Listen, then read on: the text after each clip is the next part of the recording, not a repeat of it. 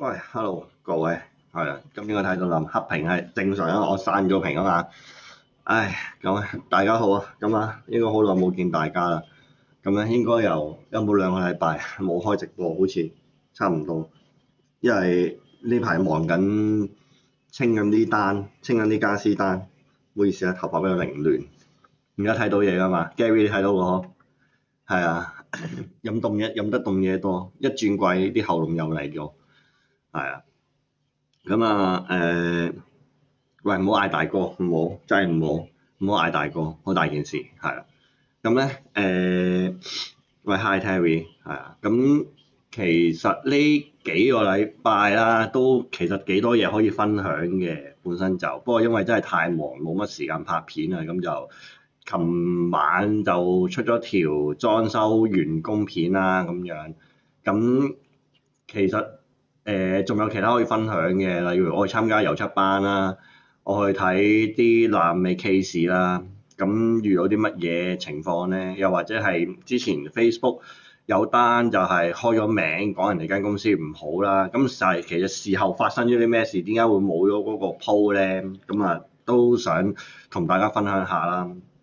咁跟住早幾日東張西望又有個關於裝修糾紛嘅片啦出咗街啦，咁其實有啲人問我，你有咩睇法咧咁樣？因為都關裝修事啊嘛，其實有啲人問我係咪真係間裝修公司有問題，定係還是係個客西咧？咁即係喺我角度嚟講，我就係啦，即係呢個一陣間我會再詳細講啦。係啦，呢幾個禮拜由應該係月中嗰陣時開始啦，我就開始忙緊我自己啱啱完工嗰個單位啦，即係你哋睇新片嗰個完工嗰個單位啦。就喺上個禮拜尾啦，就叫做暫時完咗先啦。但係因為仲有啲手尾要執嘅，因為家私廠好多問題發生咗啦，導致到即係啲部件有問題要執啦。係啦，3000K 色溫嘅 cam 啊，我可唔可以校？我唔知可唔可以校到嗰個濾鏡變白色啲喎？你等我一陣先啊，我研究下先。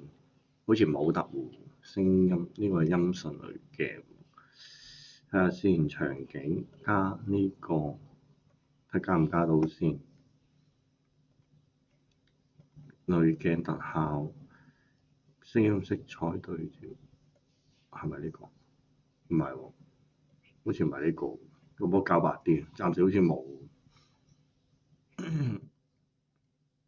我等研究下呢個點樣較先。係啦，咁跟住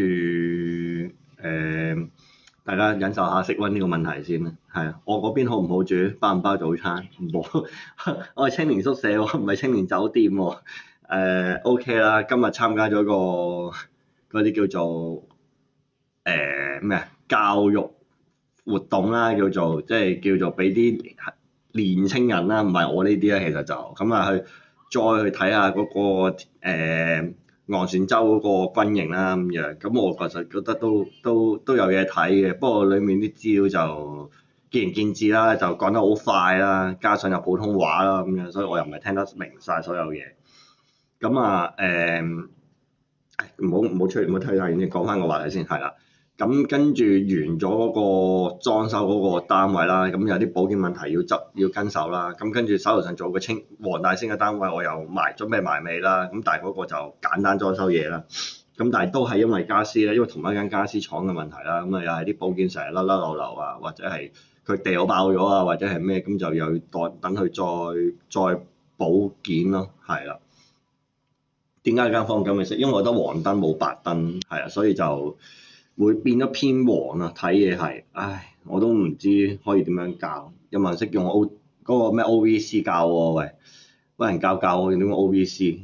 使用亮度鍵、色度、色彩，咦有得色彩校正喎，佢可以係咪啊？呢個係校光暗對比、亮度、色彩偏移。哇！呢個唔得，呢個唔得，呢個變咗唔知係變咗偏綠色咁樣。唉，睇下先，有冇人教我識教？我唔識教呢個，關閉先。有冇人識教？小鬼蛋想傾偈啫，係咯，都係傾偈啫。咁啊，跟住家私上高啊咁樣啦，咁跟住講下啲裝修奇難雜症啦，例如啲爛尾 case，我諗大家有興趣聽下嘅裝修嘅爛尾 case 啦。咁啊之前有睇我片嘅人都知啦，我有跟緊一單就係漏水嘅 case 啦。咁啊而家個進展係咩咧？而家嘅進展係早幾日咧，佢就因為佢哋有啲外牆嗰啲竹枝啦，咁佢上面就插咗支金不鏽鋼嗰啲勾住啲掛網嗰啲，就成支飛落街，咁爭啲勾到人，咁啊樓下報警啦，當然就因為爭啲打到佢啊嘛。咁而家就喺度爭拗緊啦，喂，咁個棚仲要幾耐先搞得掂咧？定係還是會拆咧？咁啊，佢又而家嗰個人就好似好驚，知棚架度仲有嘢冧落街啦，因為啲棚架已經開始鬆緊啦。咁啊，如果成個冧落去砸到人會點咧咁樣？咁呢個第一啦，第二就係漏水嘅問題啦，即係一路做都繼續有漏水啦。咁同埋因為佢嘅天台一路佢就話個樓板裂啦，咁但係佢就係噴一啲叫做唔知咩防水嗰啲結晶塗層啦，就噴落去嘅，就唔係浸嘅，亦都唔係油嘅。咁咧噴咗上去之後咧，而家咧佢一落雨漏水咧，就連埋帶嗰啲嘢就漏晒出嚟，就漏咗落去樓下嗰層。我哋喺天台嘅3樓啦，今日再攞層2樓咧，就開始有滲水問題出現啦。咁啊，將會究竟係點樣咧？就交翻俾個業主同嗰間公司去丟啦。咁但係而家應該有第三方嘅人士就開始會參與埋其中啦。咁我哋個角色係咩？我哋 consultant 嘅角色就係將嗰個問題講翻出嚟，話俾你聽。喂，而家有呢啲事發生咗，見到啦。咁係咪佢點去補救或者咩咧？我哋就唔俾一個叫做結論嘅，因為始終做嗰個係對方啊嘛。對方我哋例如叫佢由呢個富斯樂或者由啲戶外天台嘅防水物料啦，咁對方就話唔有啦。咁啊，如是者搞咗而家差唔多半年啦，已經係都仲未解決到漏水嘅問題。而且個漏水問題一開始向下擴展啦。咁啊，呢個將會係遲啲都會再分析翻俾大家聽，點解漏水問題要盡快解決咧？因為即係有啲乜嘢因素會影響到一路都做唔到個漏水，即係止唔到水咧咁樣。咁跟住有一單啦，就係我琴日上嗰段片啦，講㗎啦，就係一間我以前嘅同事嘅公司啦。咁啊佢而家有間裝修公司啦，咁啊即係裝修連設計公司啦。咁啊又係因為冇溝通啦，咁啊導致到啲家私啊、門啊嗰啲全部做錯晒啦。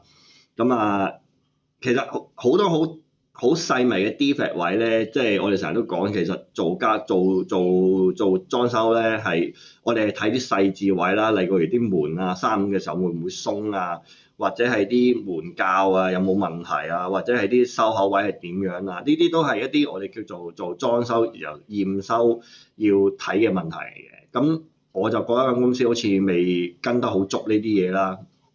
咁導致到每一隻門咧開閂嘅時候，即係閂埋咗之後都會搖啊！如果有風嘅時候就會搖。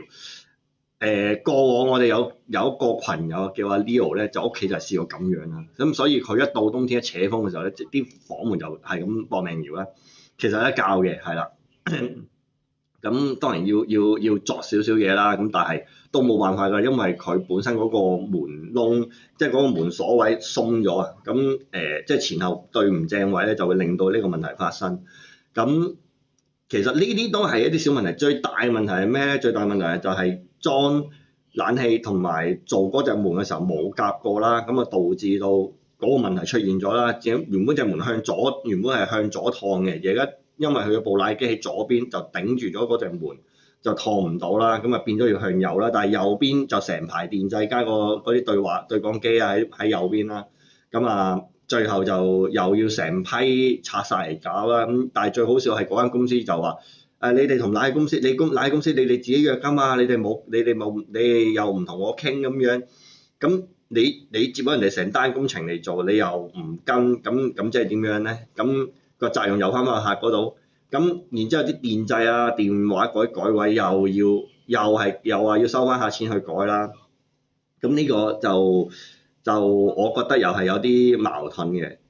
呢個都算啦，呢個都我覺得係溝通問題啫。最大問題就係佢嗰套櫥櫃真係垃圾到不堪。我揾勻成個廚房冇一個位放到隻碟嘅，即係唔係話放唔到碟先，佢可以放碟，但係你會冧咯啲碟係，咁已經係冇咗櫥櫃嗰個功能。跟住台面又做到唔知點解因為佢唔係一個正方形嗰啲或者一個角位嗰啲廚房嚟嘅，佢嗰啲好似鑽石型廚房嚟嘅。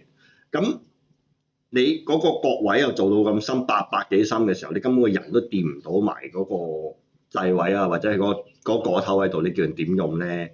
即係我覺得即係呢啲又係我教備服班嘅時候就經常同啲同學講，就係話你哋一定要望下份圖，睇下嗰個裝修嗰啲尺寸有冇寫得好清楚，唔好即係唔好一個自己一個孤芳自賞嘅諗法，就係話啊設計公司佢俾嘅數字一定啱㗎啦，或者有啲問題，可能佢都有 mistake，或者係可能佢都有錯嘅時候，咁你都要望㗎嘛。咁如果唔係你好啦，好似嗰個客咁樣，就係因為簽咗名，佢簽咗名之後，人哋就話：喂，你簽咗名，你確認咗份圖㗎咯喎，咁而家做錯咗，咁或者你覺得有問題，都唔關我哋事㗎喎。即係呢個我就覺得雙方嘅責任都有一個叫做誤點喺度啦。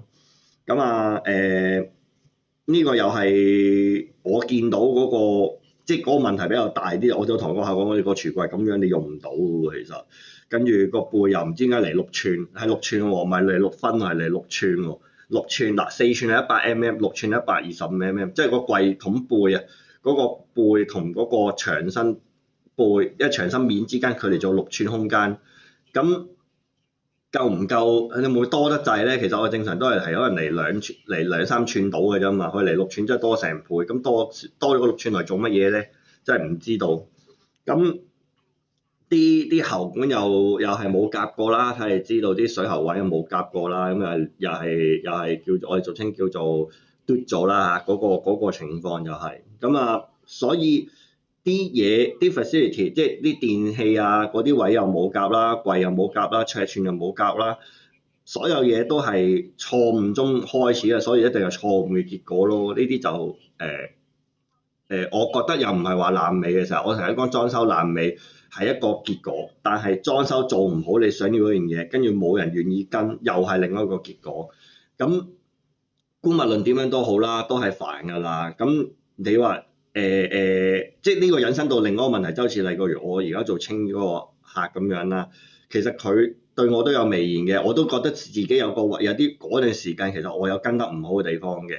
咁因為嗰陣時期間我又忙緊公司搬屋啦，又裝修啦，跟住又搞緊啲家私圖啦，咁有啲 mistake，即係有啲我自己都冇 mark 低嘅嘢啦，咁令到後期家私嘅改動比較大啦，或者係執漏比較多啦，咁所以都即係抱歉啦呢樣嘢。咁但係即係俾佢感覺就成日都話，即係佢反映俾我聽就係話啊點解？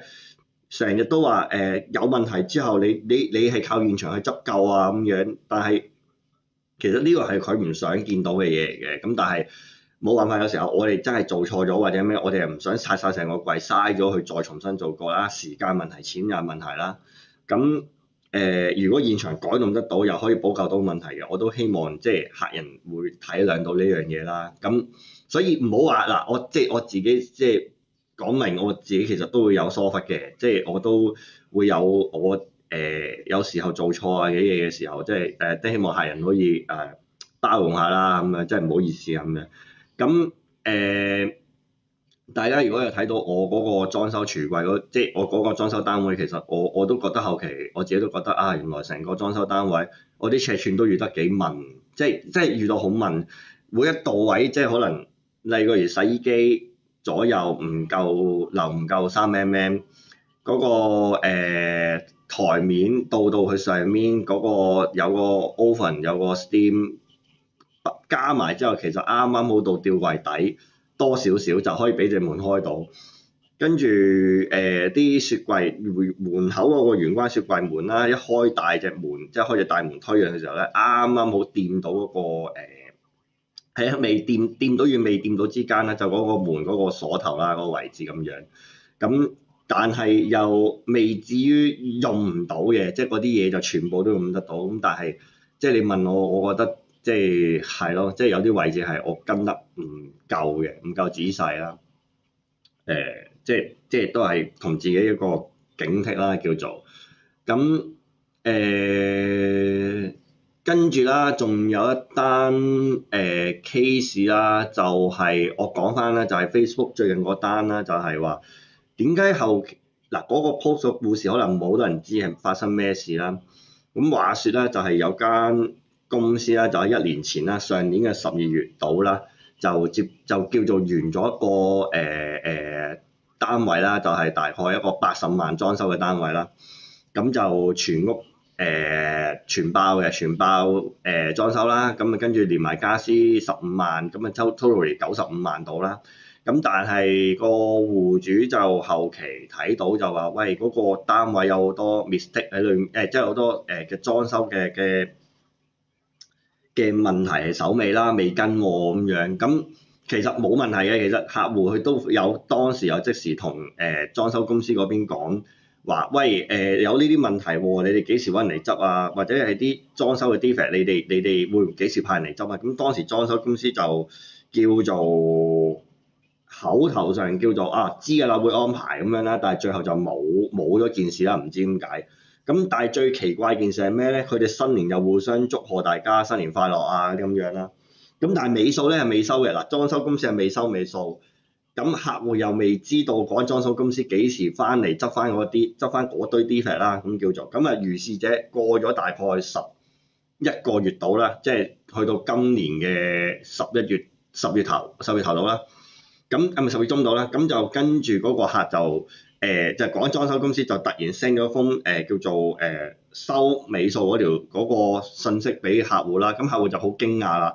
哇！隔成年你先 send 個信息俾我，咁究竟中間發生咗咩事咧？揾你哋又好似冇人回應我個問題咁樣，但係你哋又唔係消失咗嘅喎，你哋又繼續接生意做嘅喎咁樣。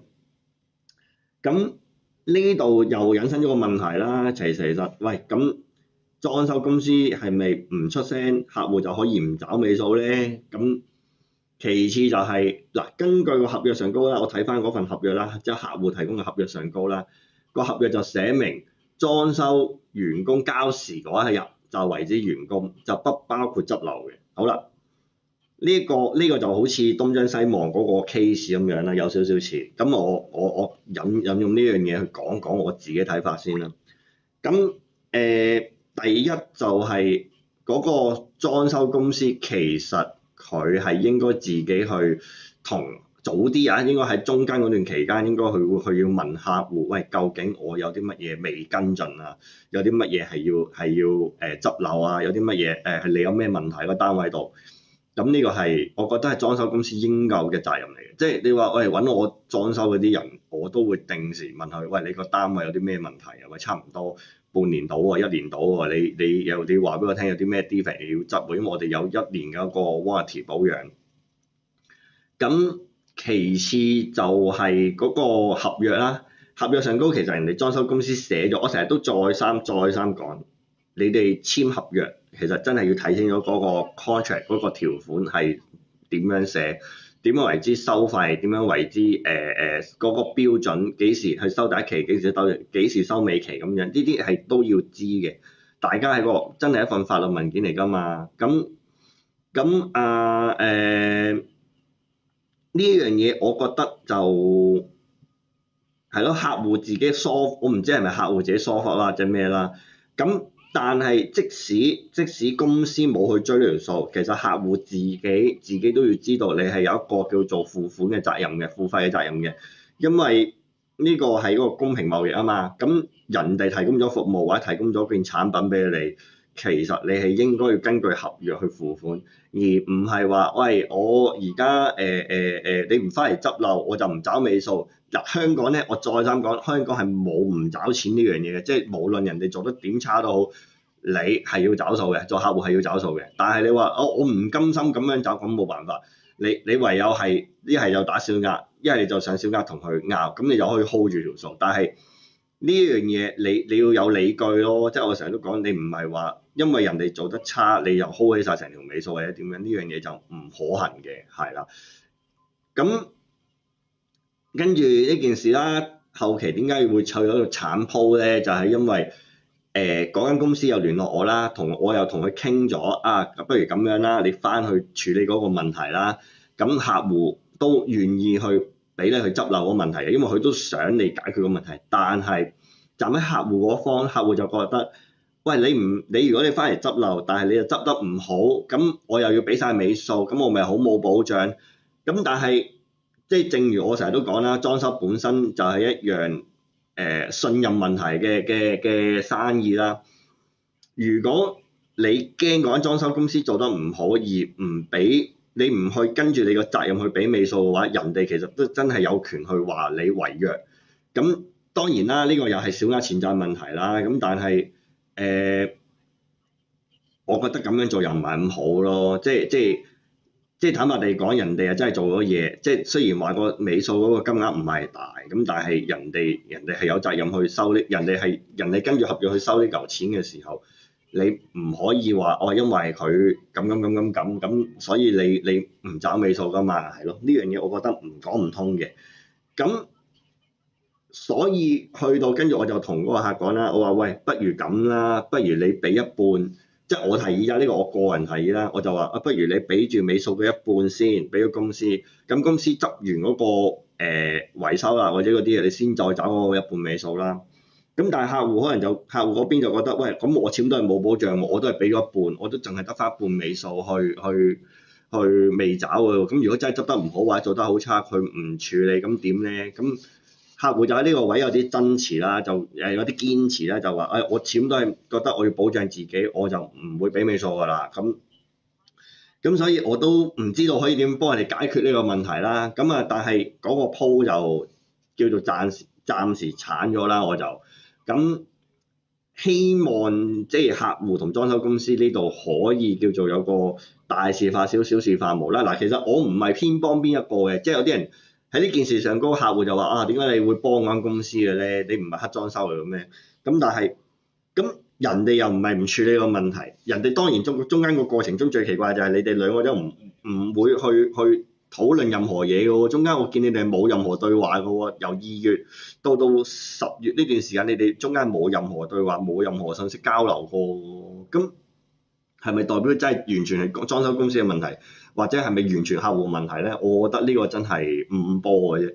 咁既然大家都冇去盡到自己責任嘅時候，咪喺呢一刻去盡翻自己責任咯。咁咪大事化小，小事化無，咁咪算數咯。何必話我又唔係成日都話寫到人哋間公司一定有問題啊？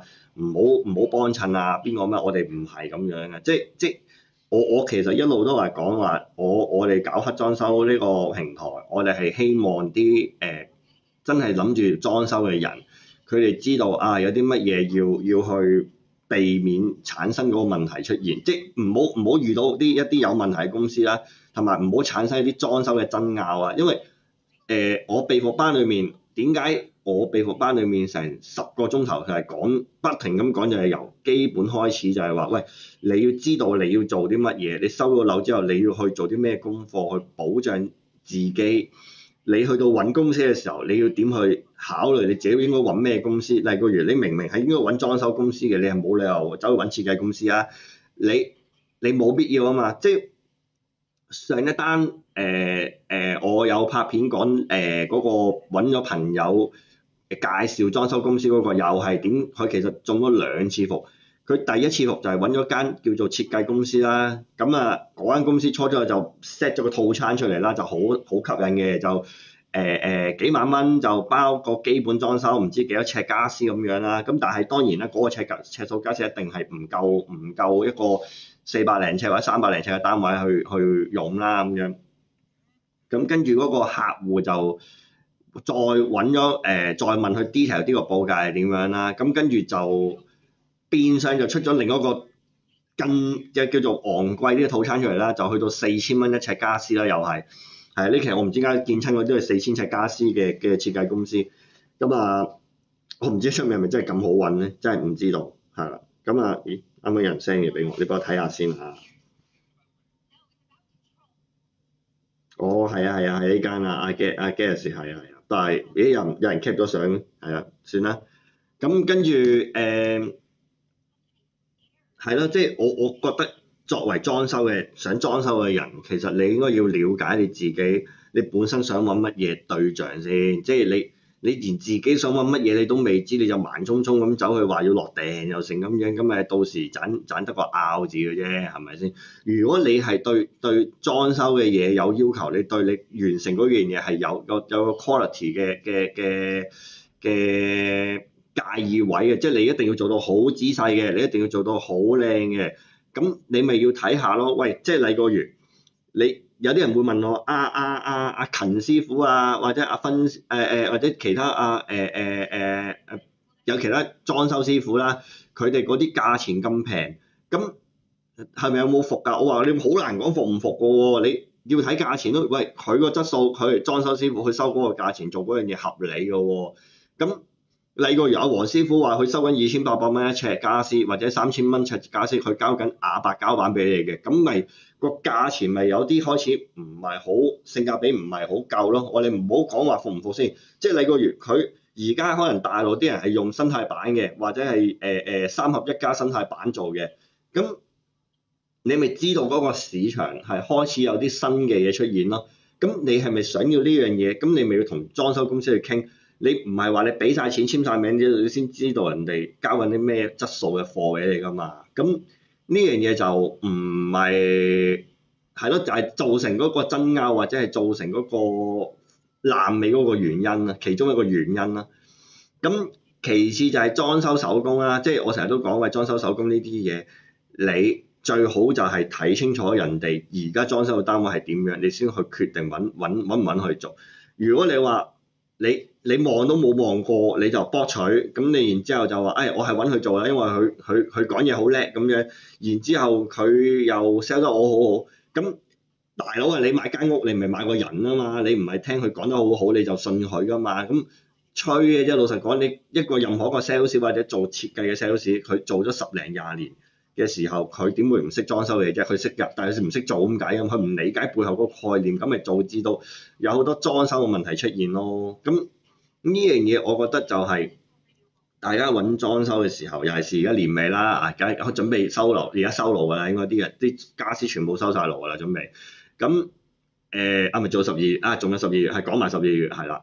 咁變咗大家喺呢段時間，下年又準備收樓嘅人啦，我諗你哋真係要開始去揾物色自己你合適嘅裝修公司去幫你裝修，哪怕你話喂。好似最近我有一個上幾個月揾我10月9嘅時候揾我報價人啦，咁佢就俾咗份 floor plan 我啦，跟住電話同我溝通咗一段時間啦，即係半個鐘頭到啦，佢講咗佢大禮拜，即係講咗一大堆佢設計嘅要求係點樣啦，或者佢裝修嘅基本要求點樣啦，咁到我出完份報價單俾佢之後，我再聯絡佢，佢就突然間好似好大落差，覺得佢話睇份報價單我都唔知你其實做啲乜嘢，或者係咪啱我要求。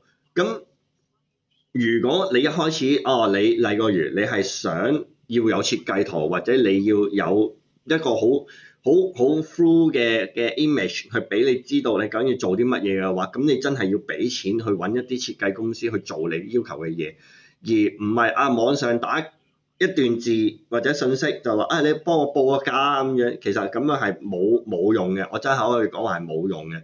你只係嘥緊你自己時間去揾一啲唔啱你嘅報價嘅啫。到最後做出嚟嗰樣嘢一定唔係你想要嗰樣嘢，我可以好坦白地講，同埋一定 over 你 budget。咁到最後咪人哋有變黑店咧？定係還是你自己開始已經行錯第一步咧？咁呢樣嘢我覺得就係我睇到嗰樣嘢咯。即係當然你可以話。喂，你而家梗係咁樣講啦，你冇生意嘅時候你梗係話人哋唔好啦，係咪先？咁但係我覺得好平心而論係，如果我單憑你嗰幾隻字，然之後我就話知道你做啲嘢出嚟係想要咁嘅，咁我覺得我又好似呃緊你喎，即係啱啱先？你話喂，我 budget 預算得70萬，但係我要起到好似無印風或者係我要全屋家私咁樣嘅，或者我要全爆全拆廁所嘅，咁呢啲基本裝修嘅嘢係控制喺個數裏面啊嘛。我哋有時候嗱玩翻兩頭啦，有啲設計公司就話我哋出咗基本報價俾你，然之後有啲就話之後你搏命加減嘢啊，就搏命加價啦。我自己啊，我講我自己咧，就基本上就除咗五金配件你改動之外，其他其實我都唔點會加價。咁但係可能出面嗰啲又唔係啦，即係多個櫃桶又特別加價啦。如果你做焗漆又貴啲啦咁樣，咁真係嘅，你做焗漆係真係會貴啲嘅。咁如果你話你開始聲明咗話我真係偏向要做焗漆啊，咁你就預早同裝修公司或者同設計公司講清楚就會好啲，就唔好臨簽完約之後先嗰刻你先同佢講話其實我諗住咁樣㗎，不過我嗰陣時見你個報價好平，我又揾咗你做咁樣，咁嘅結果就係災難性嘅開始。係啦，我睇下啲留言先。其實唔好成日恃住個客簽咗名就確認咗喎，就可以卸得就卸。裝修單位喺工程期間有咩問題？公司本身係責無旁貸。一半一半啦。當然啦，喂，客簽咗名，有時候係佢唔睇簽咗名，咁個責任真係歸佢嘅。呢個裝修公司都要保障自己嘅，因為有時候啲客咧就係因為佢信任間裝修公司，佢就唔睇。例如我自己有個經驗啦，真心經驗啦，就係咩咧？我嗰陣時喺屯門有個裝修單位啦，我係畫晒 3D， 畫晒平面圖，畫晒所有佢理解唔理解圖我都畫晒俾佢啦，尺寸圖俾埋佢。我係做一個台上盤嘅櫃，等闊嘅櫃俾佢。但到最後佢同我講，其實我本身係想做個600闊嘅台上盤嘅櫃，即係現成你旺角見到嗰堆咁樣。咁我就話吓？我由我畫圖到出報價到出 3D， 我一路都係講緊我係做緊台上盤嘅櫃㗎噃。咁跟住佢同我講就，我嗰陣時冇睇份圖啊。其實我有講過我想咁樣㗎。咁但係可能我後期見你個 3D 出咗啦，我又唔想你特別大個，我就冇再去 remind 你呢件事。其實我覺得。作為客戶啦，你係俾錢嗰方，你係應該要提出你覺得唔啱、你唔理想嘅嘢，你要提出啱嘅。儘管我同我簽個客有時有啲 argue 嘅位喺中間，我有心裏面我自己都諗一樣嘢就係冇錯嘅。當佢見到一啲唔係佢諗嗰樣嘢或者佢要求嘅時候，佢即時提出，其實係對件事有幫助，好過我做完之後佢先話喂，我唔係要啲咁嘅嘢喎，咁就大家都唔好受啦，係咪先？我拆個櫃你唔拆個櫃好咧，定係還是我重新再做過咧？即係呢樣嘢比爛尾更慘嘅地方就係裝修公司又覺得喂，你又唔早啲講，客戶嗰啲就話你唔早，你點解你唔跟緊啲咧？咁樣即係好多嘢就喺中間你產生呢啲摩擦咧。我就情願大家開門見山，你有咩問題你講，我知道我盡量我跟翻正佢，或者係咩都好。即係有時候我覺得大家有個作為客戶又有呢樣嘢，我唔知大家嘅睇法啦，可以留言講下啦。會唔會有啲客人會覺得話我要跟埋工程一份，其實我唔想咧。我揾咗裝修設計公司，其實我揾一間設計公司啦，唔好話揾裝修公司啦。我揾間設計公司或者佢係咪應該要幫我睇晒所有嘢？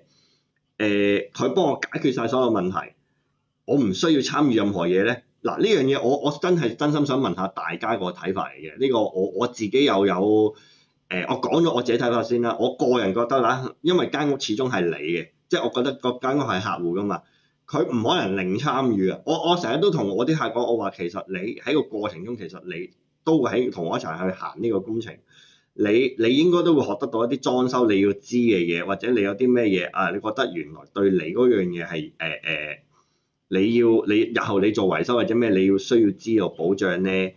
即係我覺得呢樣嘢會對你，其實對你同對公司都好嘅。日後就算你再裝修或者你有朋友裝修嘅時候，你都可以教翻俾朋友聽啊。其實呢個位咧咁樣就要留意啦。即係例如我個屋單位個廚房係細啲嘅，咁我咪要裝啲細啲嘅爐咯，或者我個盤咪裝細啲咯。你又唔好話我個爐明明我個台面得500，我裝個550深嘅台面嗰個星盤咁樣，冇可能噶嘛。即係有啲位置，我覺得係要大家互相參與，你嗰件事先會有一個理想啲嘅結果出現咯。咁有啲客就同我反映啦，就話我根本就唔想參與件事，我好忙啊，我做嘢啊，要翻工啊，成啊，而家你又要我參與，咁我話咁，但係我又唔可以幫你揸主意啊。有時啲嘢始終你係單位嗰個，你始終係日後對住嗰個單位20幾年或者10幾年嘅人。我有時候我提出個建議係咪真係 fulfill 你嗰樣嘢咧？我又覺得唔係咁唔會一樣咧。每個人都有佢自己需要同唔需要嘅嘢，係咪先？即係可能我諗住咁樣可能會好啲，但係可能喺佢角度同佢嘅生活習慣唔係咁樣嘅時候，咁我咪變咗將我嘅嘢塞咗落去度咯。咁咪呢樣嘢就唔係咁理想咯，係啦。咁啊，裝修公司執手尾可否真心幫客戶認真做到最好咧？真係睇間裝修公司或者一個負責人咯。咁理論上其實我哋講有幾個 level 啦，執收手尾呢樣嘢。執收手尾，我覺得就第一間裝修公司肯唔肯願意去跟進先啦，呢個第一步啦。其次就係佢有冇去睇清楚你個問題，究竟需要啲乜嘢或者補啲乜嘢，可以真正完全解決到個問題咧？我聽過好多 case 就係我裝修公司翻嚟執手尾，越執越爛，執到個櫃門都爛埋，都換唔到，執到冇得再補啊，係補唔到，最後爭啲成個櫃換咁嗰個情況啦。咁呢個又係第二層啦。第三層就係究竟嗰個裝修公司有冇知道你本身個問題一開始嘅時候，即係或者引發呢個問題嘅時候，佢知唔知道咧？即係如果佢一開始知就唔避免咗呢個問題出現，咁佢先可以答得到你係有得執同冇得執啊嘛。佢唔會例如我聽過啲最離譜嘅 case 係成個廁所同個地台，廁所地台係凌空多咗爭5個 mm， 即係個廁所貼唔到地下，咁有啲沼氣就喺嗰個廁所底嗰度滲出嚟，即係嗰間裝修公司原來由頭到尾都唔知道有呢個問題出現，仲喺度倒水倒地台，就話啲水好去啊，廁所冇嗰個唔去水個問題，梗係唔好唔去水問題啦。啲廁所去晒嗰個污水嗰個屎渠嗰度地去水嗰度走晒啊嘛，咁梗係冇問題啦。咁所以我覺得即係呢一個就係你啱啱嗰個朋友講嗰個睇個裝修公司執手尾有冇真心去幫客嗰樣嘢。咁但係當然啦，呢個世界冇十全十美嘅。我成日都覺得即係裝修公司都係由人去跟進嘅啫，係咪先？咁你話可能10分佢做到8分或者做到9分，係咪已經其實我哋有時候覺得已經係叫過關㗎啦？即係你冇人要求到完美，尤其是好似講翻東張西望嗰段片講執手尾呢個問題啦。大家睇片就會見到東張西望嗰位老師啦，我哋叫做老師啦，就係話有好多揾個公證行執好多睇好多 defect 啊成。我再講多次，牆身唔直係本身問題嚟嘅。你要直，你就一係個底你做石膏板棟直佢，一係你就打走埲牆喺個牆身嗰度本身埲牆打薄佢，然後再批一陣泥水英泥當直佢，即係我哋叫做批直去埲牆身，即係好似廁所咁樣，廁所埲牆都未必直㗎。咁點解鋪磚會鋪得直？就因為佢個底做咗批檔啊嘛，做咗批檔咪拉直咗個牆身咯。咁相對道理，如果你話個油漆牆身做完出嚟唔直，咁你咪同一開始你應該同師傅講，我個要求係要牆身直，咁你咪要人哋報價咪要喺個錢上高加上去咯，就唔係話你叫師傅你幫我執直佢啦咁樣，油漆師傅你幫我執直佢啦，冇得執直嘅。我試過有啲油漆牆身係可能爭上下爭10個 mm 嘅，咁你個批檔點樣批10個 mm 咧？冇可能㗎嘛，即係1個 cm 啊，簡單嚟講就係。咁呢樣嘢我覺得客戶你要去了解，就唔係話一有問題就話人哋公司有問題，即係唔好有咁嘅觀念先。即係我哋有時候睇 YouTube 片又好，睇網上啲人講又好，睇朋友講又好，你要一個裝修嘅料，即係我哋叫做有一個叫基礎嘅認知啊，就係咩為之合理，咩為之唔合理，唔係話裝修師傅講就係合理，我哋係一個叫做標準，即係你個月點解嗰樣嘢本身唔值先？因為嗰棟樓嗰埲牆起嘅時候佢唔值，嗰埲牆身佢係釘板釘出嚟噶嘛。咁佢唔值有幾期咧？唔出奇㗎，佢對門都未必值，只不過你裝門嘅時候，嗰個木工師傅幫你校過晒啲門框性，之後令到你睇落去好似直咁樣㗎嘛。其實好多嘢本身唔係直線㗎，直線係人造出嚟㗎嘛。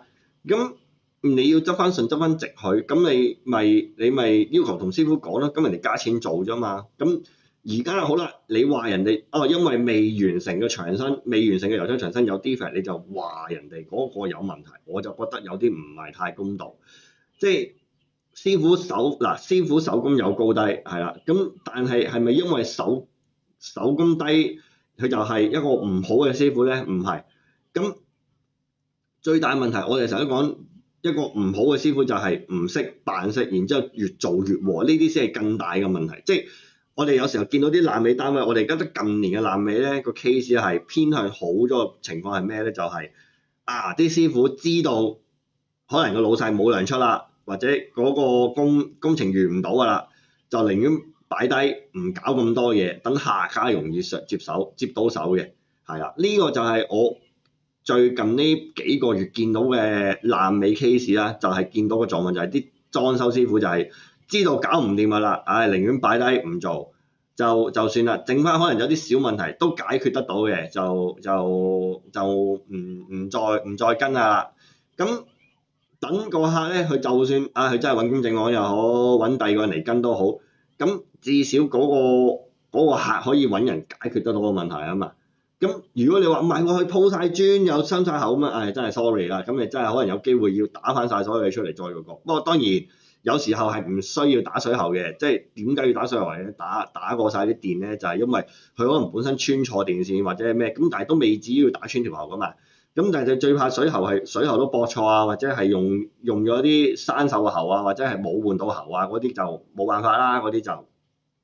或者係鑽空心啊，咁又要再處理過啦。呢啲就係所謂我哋睇爛尾單位要睇嘅情況啦。咁睇埋留言先。兩個價值觀同審美觀都唔同嘅人，點決定咩叫真心，咩叫做到最好？我唔係好明喎，教人道呢句嘢，即係點啊？價值觀同審美觀都唔同嘅人，係㗎，即係簡單，即係其實你話喂，如果一個要靚，一個要好。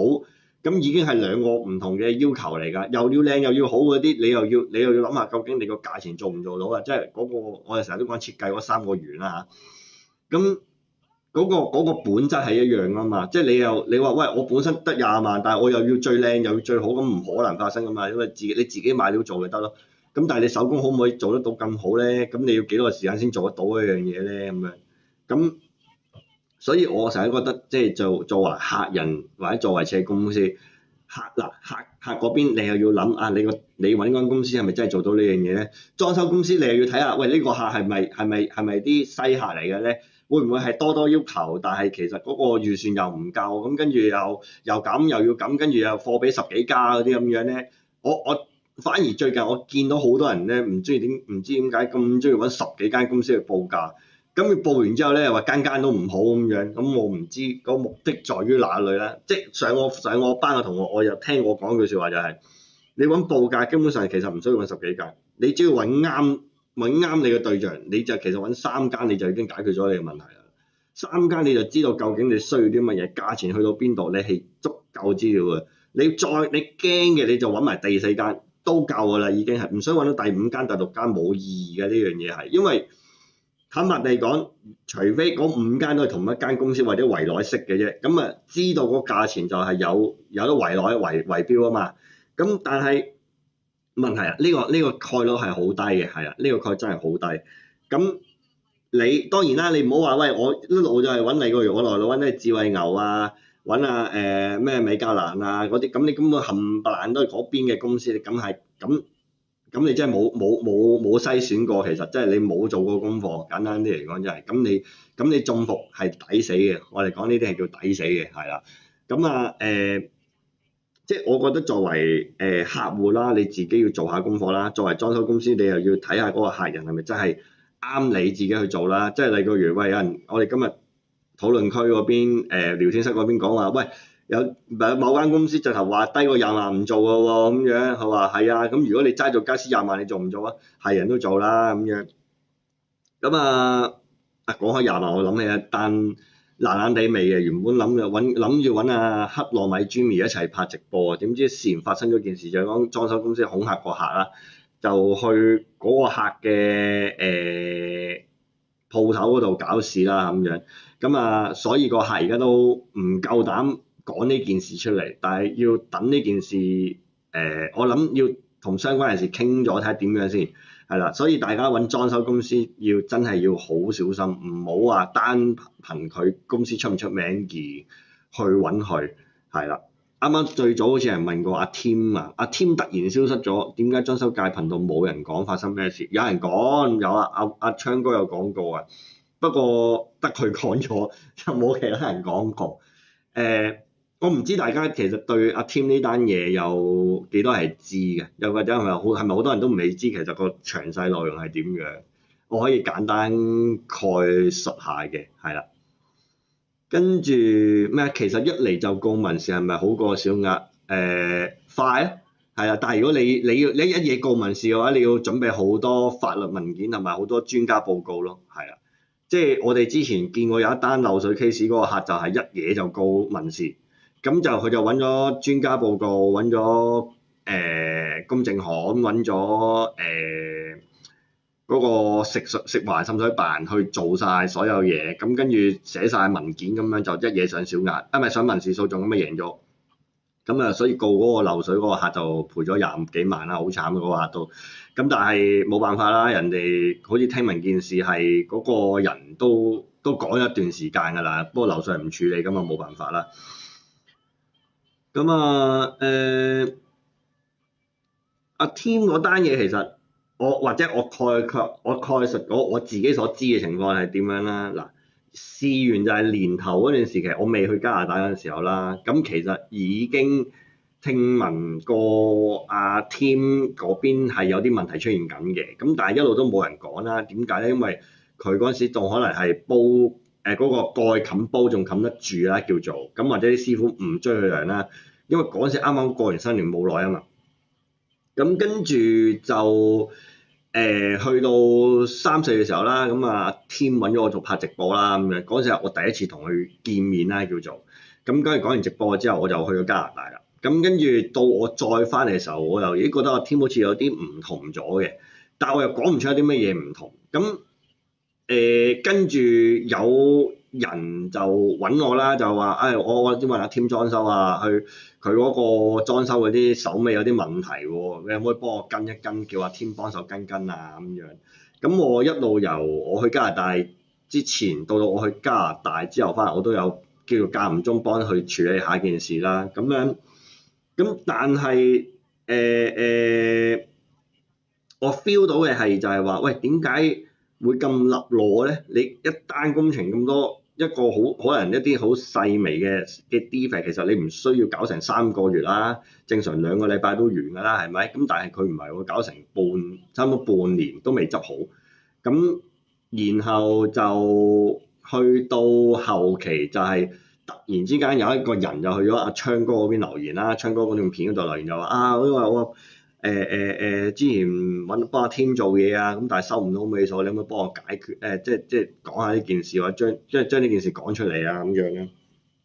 咁就所以引發咗阿 Tim 走佬呢件事出嚟啦，叫做即係其實佢又我都唔知係咪叫走佬啦，或者叫做因為佢就成日都話我會跟翻呢件事，我會處理翻啦，但係即係師傅人工我就唔會找㗎啦，咁亦都冇能力找㗎啦。咁你哋逼死我都冇用啊！即係你哋逼我上絕路嘅啫。我就冇，我啲客就唔找錢俾我都找唔到數俾你㗎，係咪先？咁你不如幫我完咗我手上嗰啲嘢，我咪找錢俾你哋啦咁樣。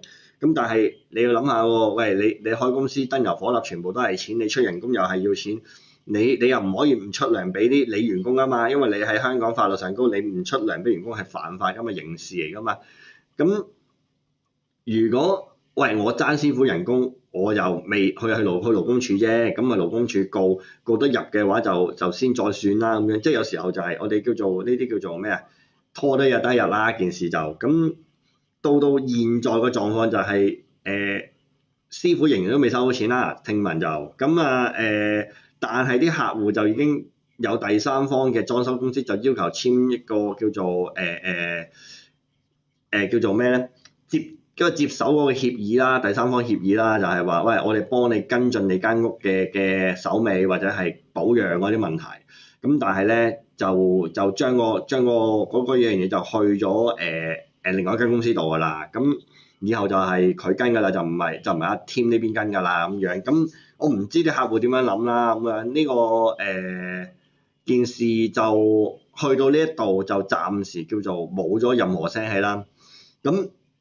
因為嗰陣時我收到嘅消息就係阿 Tim 自己講就係話12月嗰段時間我就會出嚟講交代件事係點樣㗎啦，咁啊而家都11月尾啦嚇，咁啊究竟阿 Tim 會唔會出嚟解釋或者乜嘢咧？咁啊大家唯有繼續留意啦，咁樣希望佢真係會出嚟解決翻件事啦。不過坦白地講，我唔知佢有幾多單位收到尾數，又夠出糧又成，咁聽聞佢嘅地盤就搬咗去荔枝角啦，咁某間公司嘅office 又喺荔枝角啦，即係接手公司有荔枝角啦咁樣，咁啊但係兩個地盤嚟㗎，講明先兩個單位嚟㗎，即係唔係同一個單位，所以師傅你哋如果追數就暫時忍一忍先嚇，咁啊即係等阿 Tim 佢哋同你交代啦，就盡量唔好搞大件事啦嚇，呢個我自己個人建議啫，咁啊睇埋啲留言先。執手尾按要求執好啲係無可厚非，對解決問題先有幫助。係啊，按客要求執好啲係無可厚非嘅，係啊。咁但係有陣時執得好咗，解決唔到問題，咁執係咪即係叫執好咗咧？我唔知係咪咁理解。Leo 咧話我係意思係咩？即係你係嗰啲覺得客戶，我交個裝修公司，即係交咗間屋俾你，你自己幫我諗掂佢啦，我唔想參與其中嗰啲係咪？咁啊，執手尾油漆要冇數痕冇數路，手數要做到噴嘅效果，做唔做到係就係做唔到就係唔用心。咁當然唔係啦，有時你都要睇環境嘅，即係例如你本身嗰隻漆油係唔係啲靚油漆嘅，咁你本身都有數痕嘅，咁你邊能夠做到咁樣咧？係咪先？都係我哋叫做即係裝修界嚟講，我哋成日都講叫做將價就貨啦，即係叫做我唔係話啲師傅有問題，而係你冇理由俾15蚊嘅嘢，我要交30蚊嘅質素俾你㗎嘛？係咪先？即係呢一樣嘢你要有個前設，你要知道先係啦。你唔好話覺得喂我俾15蚊我就咁樣先係啦。我覺得客同裝修公司嘅溝通將要求講明白好啲，係啊，呢樣嘢我都好認同啊。護牆板係咪好過油漆？睇你個用途係用嚟做咩啦？嗱，如果你有睇我新嗰段裝修片，我就冇做護牆板嘅，但係我用家私代替護牆板，就遮咗啲電線。如果你係居屋唔係你係公屋，你係想做明線，但係你又唔想見到咁多嘅話，你可以用護牆板或者家私去做類似嘅效果係 OK 嘅，因為護牆板佢一塊400尺，係啦，記住400尺啊，即係高過8尺嗰啲佢就護唔到㗎啦，係啦。咁如果你要特別地話，我覺得我間屋要做護牆板，你就要考慮將個天花降低至少可能4吋，你先可以做到護牆板嘅效果。呢個就係有辣有唔辣啦，即係你話喂，我要抌嚿錢出嚟做多個假天花，我樓底又矮咗，係咪我要求嗰樣嘢？可能你話唔係喎，我想做啲嵌入式路軌射燈，我又需要做一啲可以換到嘅吸頂天花燈，咁假天花咪解決咗你嘅問題咯，係啊，咁護牆板就係話，因為你唔使再處理個基底啊嘛，即係例如你本身已經有油漆，你本身已經係有個叫做靚仔嘅面啦，但係哎呀我又唔想整翻佢喎，我又想第時個飾面有個木紋效果喎，咁護牆板咪幫到你咯。即係你要睇下你自己需要啲乜嘢而啱唔啱你，而唔係講功能上。功能上就大家冇差無嘅。當然你話喂做油漆會容易發毛啊，或者成呢個又係另一個問題。但係你油漆你有得補啊嘛，你護牆板花咗爆咗冇得補啊嘛，你成塊換啊嘛。即係如果你話喂唔係我一架車踩埋去，即係我或者我唔知有啲咩撞崩咗嗰個飾面咁係冇得救噶嘛，係咯。咁護牆板就係呢個問題咯，同埋我成日都講護牆板你睇唔到個底發生咩事嘅，你冚咗護牆板上去個底發毛啊漏水你係睇唔到嘅，除咗佢個啲水滲出嚟你知道之外，否則你係唔會知道個底有啲咩問題發生緊嘅，係啊，同埋你間屋細咗咯，因為你冚咗護牆板之後會可能要攞直泵牆身之後你咪左右要縮窄嗰個牆身咯。咁你咪變咗你個單位可能原本係2.5米，你可能縮到2.4米咁樣，或者2.45米咁，你少咗50。咁你如果假設啱啱好要到嗰個距離數嘅話，你咪要留意自己係咪可以夠咯，嗰個空間係啦。跟住公證行出價睇唔到冇事啊，碌咗佢落去先。公證行出價係咪一定要賠翻咁多？唔係呢個公證行出價超過佢 suggest 嗰個價錢嘅啫。最後其實係雙方傾嘅，即係原告同被告傾出嚟嘅，即係賠幾多。或者如果你話喂被告輸咗嗰方佢唔接受，咁咪再交翻俾個法官去覺得應該賠幾多。如果件事上高嗰個被告係冇任何可以解辯嘅理由嘅話，基本上係賠足晒咁滯嘅，係啦。但係你話唔係喎，佢可以揾到個位，如果個被告證明得到佢都唔係要負上全部責任嘅喎，咁你個賠償額咪會細啲咯，係啦。裝修師傅唔係法科師傅，係啊，唔係法科師傅冇得遁地啦，係啊。你新發布竟然冇原角，冇跟原個大師做嘢，因為現場個單位我原本有做原角嘢嘅，但係後期發覺做下，咦都冇乜嘢可以做原角，我又冇乜必要做，咁啊索性唔做原角咯。其實本身啲櫃嘅明角我係諗住做原角嘅，但係現場個空間嗰個佈局令到我覺得做原角都睇唔到，咁不如唔做就算數啦。即係如果我現場做嗰個間嗰個書房嗰樣嘢，我做唔到原角㗎，我係因為我底係骨廊嚟㗎嘛，我底係龍骨廊。咁如果我做原角，我裡面要縮細咗，我張台又縮細咗，咁變相咗個空間咪唔夠用咯。咁咪變咗呢樣嘢唔係一個 benefit 嚟㗎嘛，純粹美觀上就 benefit， 但係實際上就冇個效果喺度，咁就不如唔做算啦。咁啊，報10幾間都唔啱自己心目中嘅價啫。係啊，即係我啱啱講嗰樣嘢啦，報10幾間即係嗰個，即係有時候你揾10間都係啲設計公司，但係其實你揾裝修公司，咁根本上你係咯嗰樣嘢都唔對，係咪先？咁啊冇必要啦。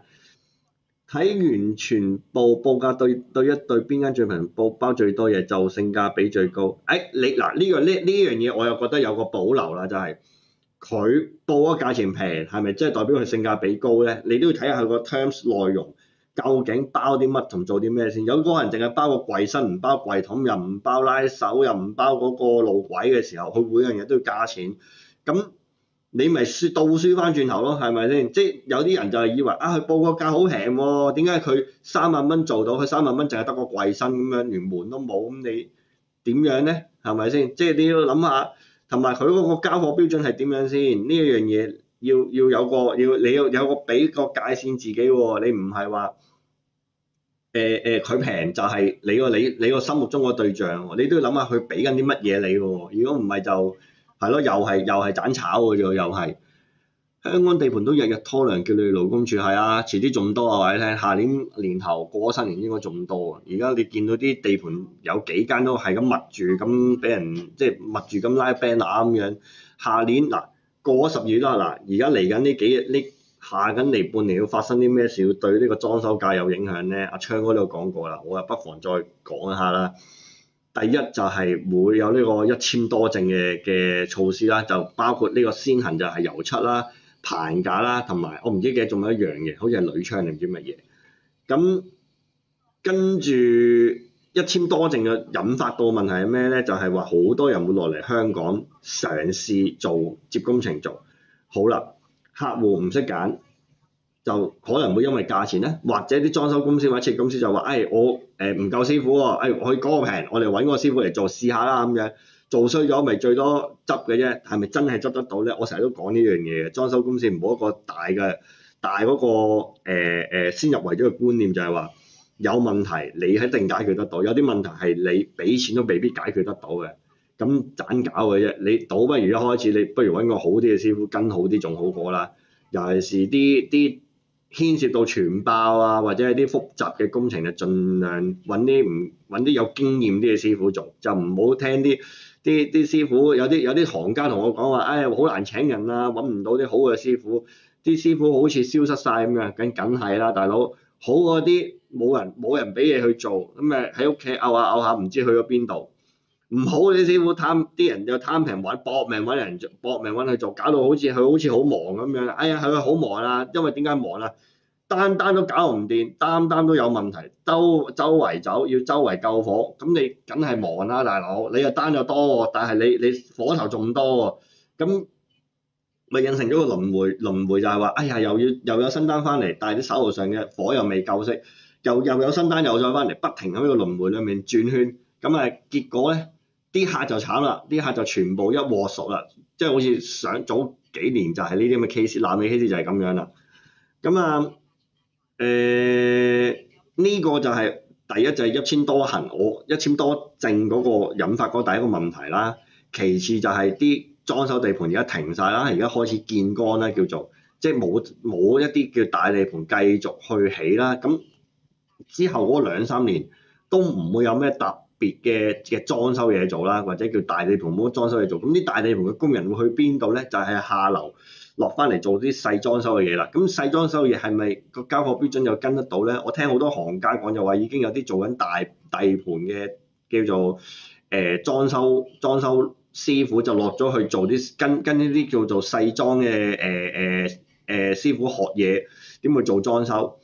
咁呢邊廂有咁多人落緊嚟，嗰邊廂有咁多人落緊嚟，咁市場嘅原本已經係增多咗少，而家增更加多，捉更加少，因為市場上一路喺度濃縮緊，喂，肯裝修嘅人就越嚟越少，個個都話淘寶 IKEA 又落啊，淘寶又話而家落嚟開嗰個實體店啦。啲人就會去淘寶實體店買傢俬啊，或者試啦，喂，咁反正都一平一半價錢，我試一試又何妨啫，係咪先？最多咪攞嚟掉嘅啫，係咪先？咁即係大家會見到，喂，未來嘅裝修價又再第三樣嘢，我一路都講嘅就係叫做嗰啲叫做貨櫃屋。貨櫃屋係你冇得裝修嘅，你冇咩特別嘅搞，你買張床，買個傢俬就買啲小型嘅傢俬就入得去住啊！你見我，喂，我哋而家住呢啲咁嘅青年宿舍，有咩要冇傢俬都唔想買，直頭拎個篋就得嚟住嘅。咁你諗下，喂，如果未來日子政府而家不斷咁 push 緊一啲叫做青年宿舍啊，一啲叫做簡樸房啊，或者呢啲類似咁樣嘅嘢啦，類似咁嘅推向嘅時候，你就咩裝修可以做咧？真係冇咩可以做㗎喎。你諗下，喂，你做所謂簡樸房，你又要諗下個單位有幾細啫，係咪先？你得啲裝修工程。好簡單啊，間隔你又要跟足要求，又可能要入則，又要攞消防，又要睇咁搞一大輪嘢之後，係咪有幾多呢啲咁單位做咧？其實劏房嘅單位唔多，係啦。而家已經有啲人就話，嚟緊簡樸劏房啦，又係個商機啊！大家咁，我覺得我唔睇好呢樣嘢嘅，係啦。始終政府佢都有佢自己政策，佢會 push 一啲政策去令到啲市民想留低喺香港。而家政府就係話成日都話冇人留喺香港啊嘛，佢點樣令到啲人留喺香港咧？政府就係要推行一啲政策，就係話，喂，我要令到啲市民可以安居樂業，可以減低個開支。咁係咪引入一啲叫做內地嘅廉價嘅供應商落嚟咯？或者一啲廉價嘅住宅單位咯？咁咪令到你嗰個市場有一個感覺，就係話係而家啲嘢好似消費嗰個指數冇咁高喎，好似好好多喎。同埋大家要諗清一樣嘢，喂，早幾年移民嗰啲人會回流翻嚟香港嘅，我可以寫包單，一定會回流翻嚟香港。點解咁講咧？特朗普上任之後，佢要加關稅，加拿大加關稅，墨西哥加關稅。你諗下，佢一加關稅，喺加拿大嗰啲人個消費指數本身已經百上加斤，而家百上千斤嘅時候，佢哋攞到個楓葉卡，會唔會翻嚟香港咧？喂，香港嗰個低稅仲係運行緊嘅時候，我作為一個正常嘅人，我梗係翻嚟香港住住先啦，至少我叫生活得到先啦嘛。我又揾到工做，但係香港到時候個環境係咪真係咁理想，有咁多工可以容納得到人咧？我又覺得唔係咁乜嘢，因為始終好啦，啲人講話輸入外勞啦，咁啊你變相咗第時會更加難叫做做一啲叫做勞動性嘅工作，即係等同我嗰陣時去4月加拿大嘅時候就見到呢個，我預示到呢個問題出現緊啦。1000個人爭一份工，仲要有900個人都係印度人嚟嘅，係啦，得翻嗰100個咧係加拿大人，另外可能有100個可能係唔同國籍嘅人。咁你係諗下咁大個競爭之下，你點能夠生活得到？你冇可能生活得到，仲何況我哋係香港人，我哋過去加拿大係一個叫做 Open Work Permit 嗰個簽證過去，你係唔可以自己搞生意喎。係啊，你去打工，你要諗下同1000個，你要同900個印度人同你爭份工嘅時候，你點爭咧？係咪先？唔可能噶嘛，除非你有特別嘅技能或者特別嘅優勢嘅啫。咁但係我識嘅人去到過去都冇呢個優勢可以做。咁當然啦，有啲係叫做咬緊牙關嘅衝過去啦。咁樣我都好欣賞呢啲人嘅。我真係唔得，我自問我冇個能力，我有即係我屋企人要照顧要成咁樣，所以我翻嚟香港，即係容許我講句，我係比較無能喺呢方面，真係所以點解翻咗嚟加拿大我都加拿大翻嚟之後冇乜點出個聲講呢樣嘢咧，就係因為咁樣啦。咁基本上我預示到未來嗰個經濟就係會更加沉，除非政府真係可以令到啲人完全去將個生活降到嗰個水平，開支水平可以降到好低好低。但係你諗下，開支水平低，即係你收入都要低，你收入成本一定要低，咁點樣搞到會咁樣咧？即係會引發到就係話，喂，以往你可能揾緊2萬蚊個月，而家可能去到17000，再前都可能15000，會唔會去到13000、11000？唔知，唔敢講，但係一定會有啲會向下沉嘅出現。如果大家即係有一個叫做好天斬埋落雨柴嘅咧，我會同呢啲人講，我話咁你啱嘅，你做定呢樣嘢係冇錯嘅。但係如果你話你平時揮霍過度啊，今日使完聽日，即係今日賺完聽日使晒嗰啲咧，我就即係奉勸一句，就早啲考慮下自己嗰個理財計劃啊，做好少少準備，就度過至少呢1-2年先係啦。捱緊咬嘅牙關呢2至3年啦，係啦，咁你可能會有機會見到曙光嘅，係啦，我自己睇個經濟分析係咁樣啦。好，我哋繼續睇下啲留言先。告都又咪執咗佢再開，係啊，即係啲公司就係咁啦，即係所以話成日都有限公司一俾人告就執笠，一俾人告就執笠，就係咁解啦，就係因為告完佢可以接咗佢都係賠1000蚊或者10000蚊嗰個股本啫嘛，咁有限公司就有呢個優勢。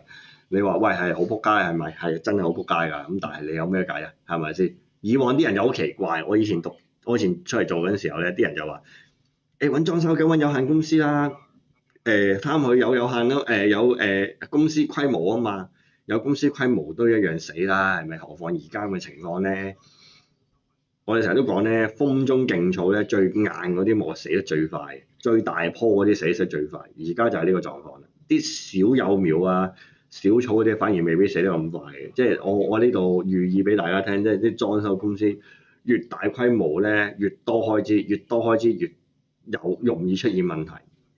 咁但係有啲係 OK 嘅，有啲個作風穩健係 OK 嘅，係啦。咁大家拭目以待啦嚇。我都講句，水退嘅最後知道邊個笑到最後啦嚇，即係水退知道邊個最後冇着褲嘅啫，係啦。咁你話喂有啲裝修公司個名好響喎，哇佢咁樣講嘢包裝嘢，我成日都講而家好多裝修公司或者好多唔好話裝修公司，好多公司包裝到自己好美輪美奐，其實暗碼底已經係俾人掏空晒冇晒錢㗎啦，其實好多都係啦。老王話佢欣賞阿添應該會接手啩，唔會啦，老王自己夠自身難保啊，大佬，佢而家都好極力地拍片，話要引入呢個內地嘅投資者啊嘛，係咯，我唔知啊，早排又話 out 到做嗰啲電樁嗰啲啊嘛，即係充電樁嗰啲啊嘛，跟住又冇聲氣啦，跟住又話搞地產啦，搞地產又唔搞啦，又冇嗰件事啦。咁啊，有冇人知道老王而家有咩新進展啊？我記得好似上一條片佢又好似係去咗啲參加嗰啲乜鬼嘅咩嗰啲咩鬼大會咁樣，係啊。我反而最近有去 Hong Kong IDA 參加佢嗰個關於設計嗰個業界，即係同內地簽嗰個交流，叫做合作協議啦咁樣。我反而覺得嗰個俾我睇到就係其實內地嗰個設計嗰個監管啊，或者佢哋個制度咧，都唔係太差，可能比香港仲要好啲添。只不過係因為嗰個政府又係嗰啲啦，又係政府嗰種，又驚死，又驚有啲嘢做得唔夠好啊，俾人評論啊、批評啊，就覺得我哋唔可以咁樣嘅，我哋唔可以懟死，我哋唔可以令到啲商家難堪嘅咁樣，即係咁樣嘅情況下咧，就令到啲所謂內地嘅設計師協會啊，或者啲民間組織協會咧，就搞到好高不成低不就啊，同埋佢哋面對緊嘅問題同我哋香港差唔多，就係咩咧？佢哋有一啲叫做內地嘅監管咧，叫裝修監管咧，佢哋係有同政府傾過去做呢樣嘢嘅，但係個政府就唔知點解覺得呢樣嘢咧，好難去做一個叫做執法啦，同埋又或者係覺得呢一樣嘢有個好難去辯解，但係佢哋有法律喺度嘅喎，佢哋內地有啲叫做裝修法喺度嘅喎，即係關於裝修佢哋有一套法律喺度嘅喎。咁我又覺得呢樣嘢可以值得借鏡俾香港嘅設計師啊，或者香港嘅行內人去睇下，因為我嗰日去聽就係西安同埋武漢同香港嘅三地合作啦，叫做 MOU 啦，叫做。咁我個人覺得咧，西安嗰邊咧係一個比較有發展潛力嘅空間嚟嘅。即係姑勿論佢係咪一啲比較偏僻嘅地方啦，但係佢哋其實嘅設計啊或者係咩佢哋嘅配套上高，我覺得係比較完整啲嘅。反而武漢咧，我覺得佢哋係純粹成日都吹好多理念嘅嘢啊咁，但係咧實際上咧就比較原地啲，好似啲嘢就冇乜點喐過，係啦。即係可能搞成好多啲大會啊活動啊，但係我覺得咁呢樣嘢對業界冇乜幫助，反而西安嗰啲嘢就比較好似吸引啲，我有興趣理解下嗰邊多啲嘅，反而就或者可能過多一排，我真係香港都冇嘢做，又去西安行下啦咁樣。咁東張西望呢單嘢點睇？安迪西客冇啦，講埋我自己先，即係對於嗰樣嘢我就覺得。裝修嚟講咧，你既然簽咗合約，你又同人哋講咗你嗰個你已經同人簽咗個終止條款啦，咁你已經根據個終止條款去付款咯。咁但係突然之間你又玩彈票喎，咁件事好似就係話，喂，你根本就係計過條數，你又覺得原來俾12萬，好似好唔抵喎！你一覺得唔抵，你就 hold 住條數，然之後話因為我同阿媽傾啊，咁啊，然之後彈票啊，唔關我事啊，我覺得你又好似唔得咁樣嘅。即係作為客戶，既然你都知，你又唔滿人哋間裝修公司咁樣啦，咁倒不如即係計好晒數離場咪算數，揾第二間好快脆揾第二間嚟接手仲好過啦，好過你玩彈弓手，你開張票俾人哋，叫人哋端午節過後入，咁端午節過後就彈票喎，咁呢個係一個欺詐行為，即係我一樣呢樣嘢又係要有少少叫做科普同大家講啫。如果你作為客戶或者作為裝修公司，你出糧或者你出票俾人哋，而你係明知道嗰個銀行係冇錢，而你出票俾人哋咧係犯法嘅，因為你嗰個係個詐騙嘅動機，係啦，個詐騙嘅行為，係啦，人哋係可以從呢條條例去告你有一個叫做犯罪嘅動機喺度嘅。咁人哋告唔告係一件事啊，或者係人哋話喂，佢可能係錯失咧，咁咪要睇翻證據咯。嗰陣時你有冇錢喺度先？如果你冇錢喺度，你叫人哋入票，你到嗰陣時入票你都冇入錢落去，咁即係擺明你係有一個叫做詐騙嘅動作啦咁樣。咁呢個就要小心啲啦，即係同埋唔好話因為諗住我係客而家覺得佢做得唔好而我唔找數，呢個又係一個誤點嚟嘅，即係唔好話因為人哋做得唔好或者乜嘢而你去 hold 住條數。你記住你一樣嘢叫有香港一個法律合約精神。如果你唔跟個法律合約精神，人哋可以根據呢樣嘢去控告你去欺詐罪嘅，其實係可以係啦。大家可以睇下，大家睇翻香港法律欺詐罪呢樣叫做係啦偷竊罪，即係偷竊罪裡面其中一條就係欺詐罪啊。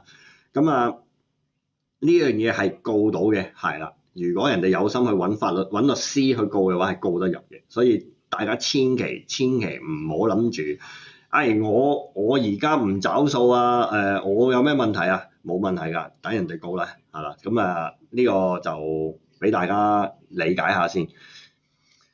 東張嗰間公證行擺明係有目標做數，跟結果篤條數出嚟，係啊。呢啲行家就知啊，教人到一睇就知啦。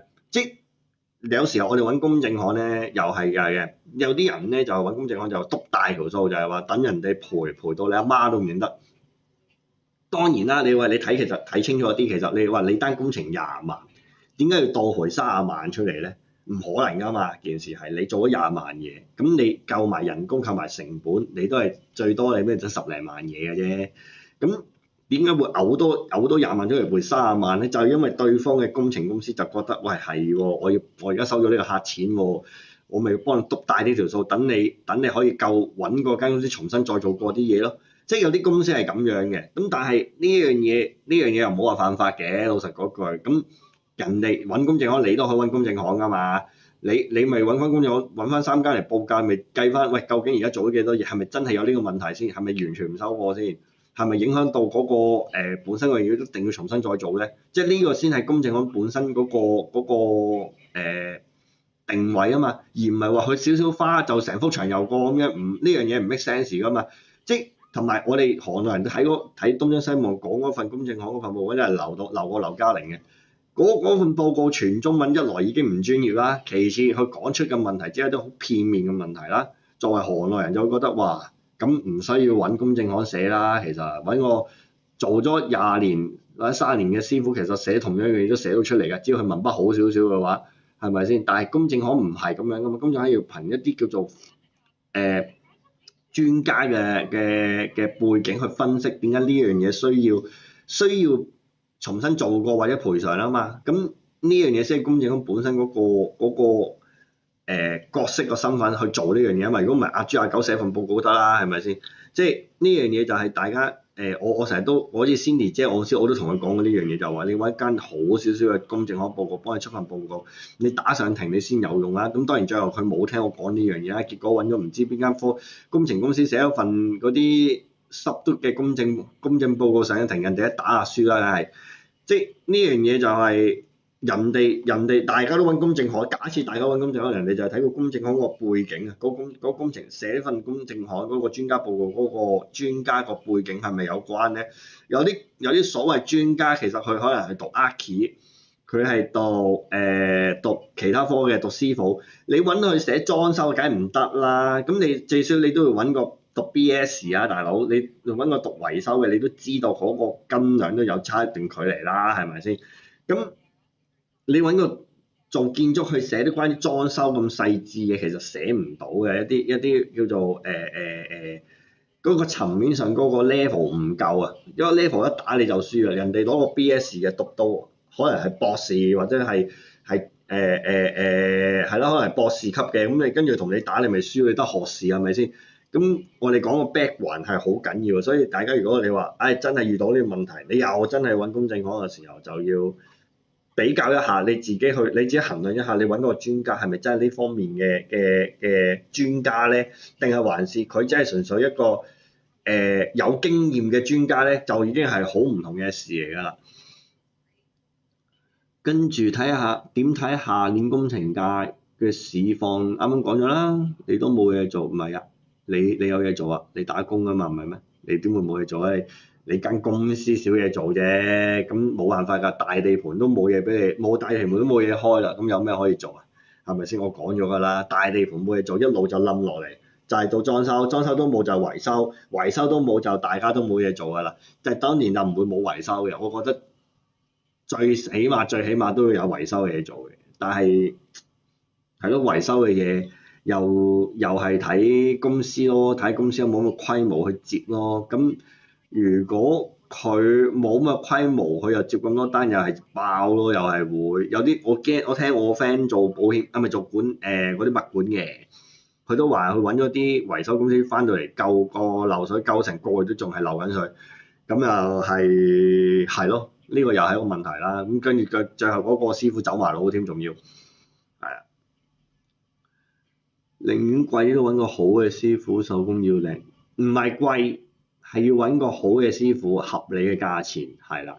手工要靚咧，呢個又係兩樣嘢嚟㗎。手工係得好同唔好啊，冇靚唔靚嘅，係啦。手工靚，即係你叫佢雕龍，雕龍都有分好多層次㗎嘛，係咪先？你俾幾錢？你除非你知嗰師傅真係好高人工，係真係全香港得佢做到嘅，咁梗係要貴啲啦。咁但係你話唔係喎，嗰樣嘢可能一啲叫做基本要靚嘅嘢或者乜嘢咁樣，咁你咪要睇下個價錢係咪真係咁離譜，或者係合唔合理咯？你要去格價㗎，即係呢個先係格價嗰樣嘢，唔係格到最平啦。格價本身嗰樣嘢係你要知道係嗰個師傅嗰個人工同嗰個手工成唔成正比啊，而唔係揾個最平，又揾個最好，又揾個最靚嘅。咁你不如揾你屋企人做啦，係咪？即係呢樣嘢，我覺得得呢屋企人先做到嘅，真係唔好諗得咁理想嘅嗰樣嘢，或者自己落手做咯，最好係咁。中下層已經食緊屎，係啊，冇錯。我哋呢一層已經食緊嘅準備，係啦。我可以好坦白講，嚟緊將會大量嘅室內設計公司係會結業，係啦。呢個我預示到嘅，係啦。所以我都可能要被逼轉行，係啦。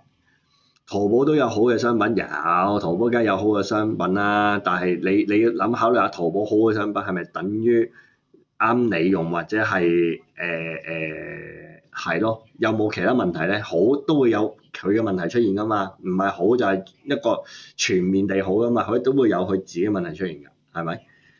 好，我又睇下先，唔好意思啊，我想睇下有幾多人做，因為我睇唔到，我34人在觀看，今日少啲，係啦。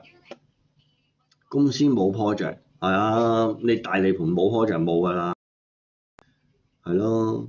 嚟緊好似聽邊度會講話佢哋會搞聚會喎，係啦，有冇人有興趣去聽下咁樣？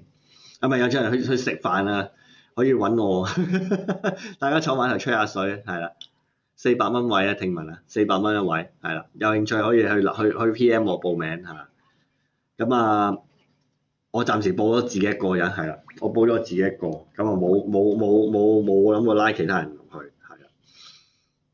跟住睇下先，睇下有冇其他留言 Facebook 留言先，冇咁靜嘅今日，係咪因為12點關係？12點啊，所以啲人瞓覺。轉行做咩？畫 Cap BIM 唔係啦，唔係啦，我可能做 consultant 咯，或者做平台咯。我都講過，我下半年集中火力搞好個裝修平台，裝修 App 平台啊嘛，係咯，係啊。我應該主力做 Apps 嗰邊啲嘢，係啦，裝修就少掂。但係我公司都會做裝修嘢嘅，始終都要揾食啊嘛，係咪？但係唔會主力咯，係啦，有咪睇下有冇緣分做咯，或者係啱唔啱我做咯，或者係啲客揀我覺得唔想我做嘅，咁咪算咯，係咯。因為近呢幾個月都試過係咯，報完價之後咁最後冇咗。咁當然啦，我都話我再講多次，我價錢唔係平，我報價1250蚊一尺咁樣，你去陪我啊？哇，都可以喎，喂，都可以諗下喎，係喎，我冇諗過拉埋你一齊去添。我哋兩個一齊會唔會比較搞事嘅隔人度？我哋兩個兩個一齊變咗搞事分子，係啦，人哋喺度就職咁樣，人哋嗰啲咩？食飯吹水咁，我哋變咗喺度搞事，係啊，即係我覺得做食飯 OK 嘅，喺邊度會食飯 OK 嘅，吹下水咯，團聚啊嘛，話晒第一年嘅加入邊度會，係啊，不過食完飯應該即刻問，係，因為我而家住得好遠，我而家住天水圍，係啊，新公司喺觀塘啦，咁啊繼續搞緊啦，公司進度繼續都係做做咗水電，做咗冷氣，搞好咗木廊咁啊。而家飾面嗰啲完全未鬥過啦，未揀過啦。師傅成日都問我幾時揀飾面啊咁樣啊，跟住係咯，我又其實全部想黐晒膠板，但係好似全部黐晒膠板又好核突。咁我又諗下可唔可以轉下其他物料。嗰日去 HKDIA 大會就見到有間做長布啊，係啊，長紙唔長布，原來有聯絡我嘅。咁啊傾咗一陣咁樣，我話之後會再聯絡佢咁樣。食飯有乜份唔份量啊？你銀包有份量得㗎啦，俾錢得㗎啦。新 office 大概幾時搞掂啊？我預計12月尾啦，而家個進度咁樣睇應該12月咯。而家對3合1有冇改觀？有，我去完你 office 之後咪有改觀咯。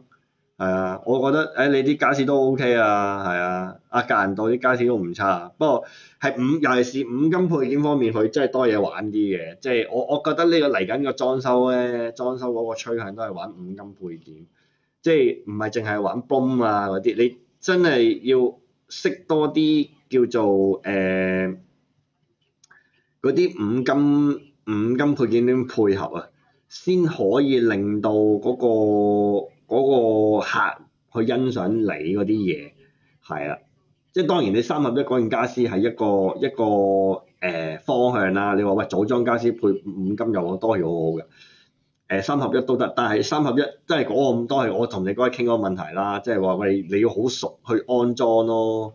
你真係要裝得好快咯！如果唔係，你諗下，你裝3日先裝咗個櫃，蚊都瞓啦。人哋人哋2日就砌好個櫃啦，係咪先？喂，1日已經砌好晒成套櫃啦。咁你個速度上已經輸咗俾人哋。咁呢個就係嗰個比較咯。即係雖然3合1傢俬可能係平，但係你個時間上就會多咗。但係如果你話裝到咁快，又係價錢又平，咁我覺得係你有優勢嘅，係啦。我幾時開張12月尾啩？唔知啊。幾時再開防服班？我都唔知啊！防服班嗰陣時開完之後，其實我哋有啲咩事後活動咧？我哋搞完防服班之後啦，咁搞咗2團嘅 tour 啦，就係睇我做緊嘅裝修單位啦。咁啊有一班就係講一啲關於由打拆到泥水做水喉要知嘅嘢啦，全爆啦，即係點樣去改水喉啊？點解要改水喉啊？或者有乜嘢要睇嘅嘢啦？另外一班就係睇青衣個單位啦，即係你哋睇片睇到個單位啦，就係睇裝修完咗之後究竟有啲乜嘢我要去留意啦。其實嗰班我覺得有個位置講得唔好嘅地方就係咩？因為我講得唔夠 deep，令到有啲位置我講得冇，咪令到啲人可能又未必吸收得晒。即係例如原來其實啲櫃門我要點樣睇好唔好咧？有啲閂門位，如果我做門嘅話，我有啲咩要留意咧？或者我做櫥櫃，其實我有啲乜嘢我更加要留意咧？例如啲通風啊，或者係啲抽油煙機，我點樣佈局啊？點去合理，令到件事合理咧？咁樣即係呢啲嘢，我覺得其實應該喺個班裡面去講得多啲。但係礙於我嗰日有緊張咧，因為客喺度啦咁樣，我其實真係緊張㗎啦，就係我驚我講錯嘢或者講得唔好。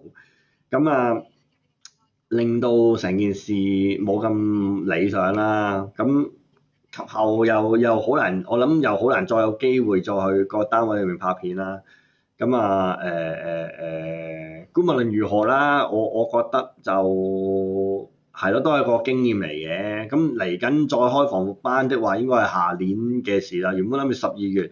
但係而家應該唔得啦，應該要等我公司搞掂咗之後，我先再有心機搞其他乜班木班啊咁樣。有同學嗰陣時講過嘅，想搞繪圖班或者想搞一啲叫做判頭班咁樣。判頭班就應該以我能力就應該唔得㗎啦，因為我都俾人話啦，我經驗上淺啦，好多嘢唔識啦。咁我又覺得啱嘅，我自己都係一個半途出街嘅人啦，我憑咩去講教做判頭啊？係咪先？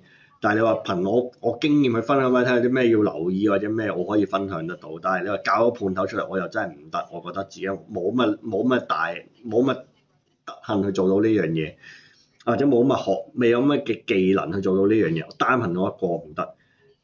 畫圖班咧，問題咩？畫圖班係要有電腦，因為每個人部電腦唔一樣。如果你個我教大家畫 cat，簡單嘅畫 cat 都可以，仲可以。但係如果你畫到去畫一啲叫做 detail 啊，或者嘅時候，係咪可以一部好簡單電腦做到咧？你又要睇住嗰個片，或者係你要睇住嗰個視像，你又要跟住我畫，係咪跟得到咧？你冇雙芒，你可能畫唔到嘅喎，係咪先？你跟得切個速度咧，或者個節奏咧？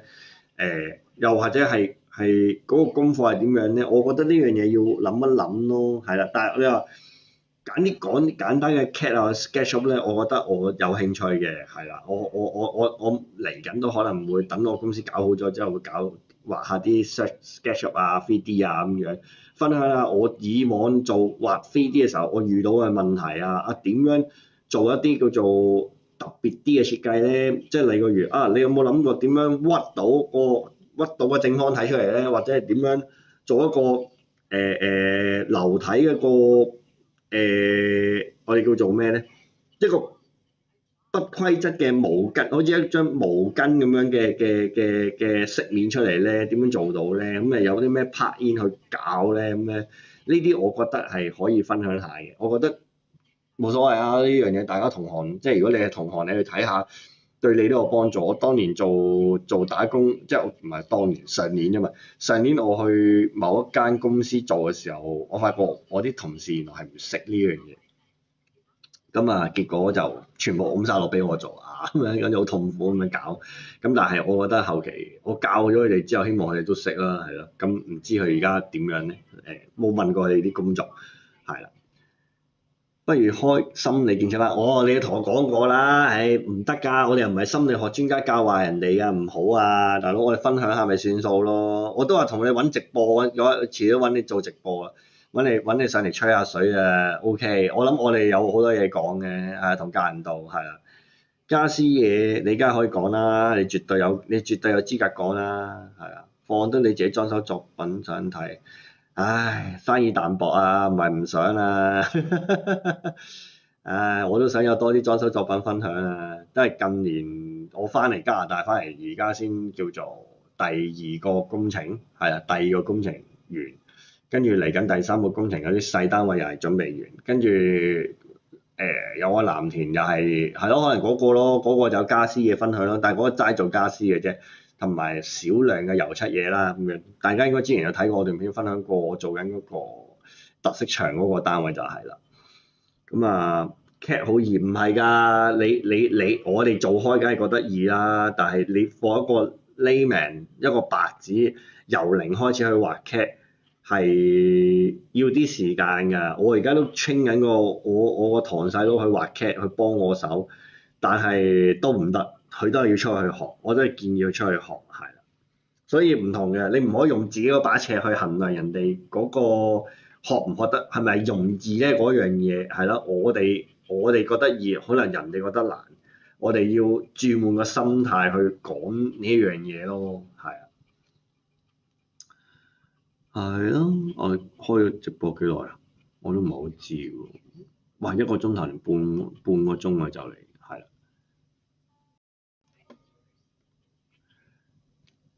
睇下先，有冇啲咩你想講下，想問下我㗎？唔好淨係得我講，好似成晚我講咗都個半鐘頭，你哋有咩問下我？我呢個啲裝修分享呢啲嘢互動嘅。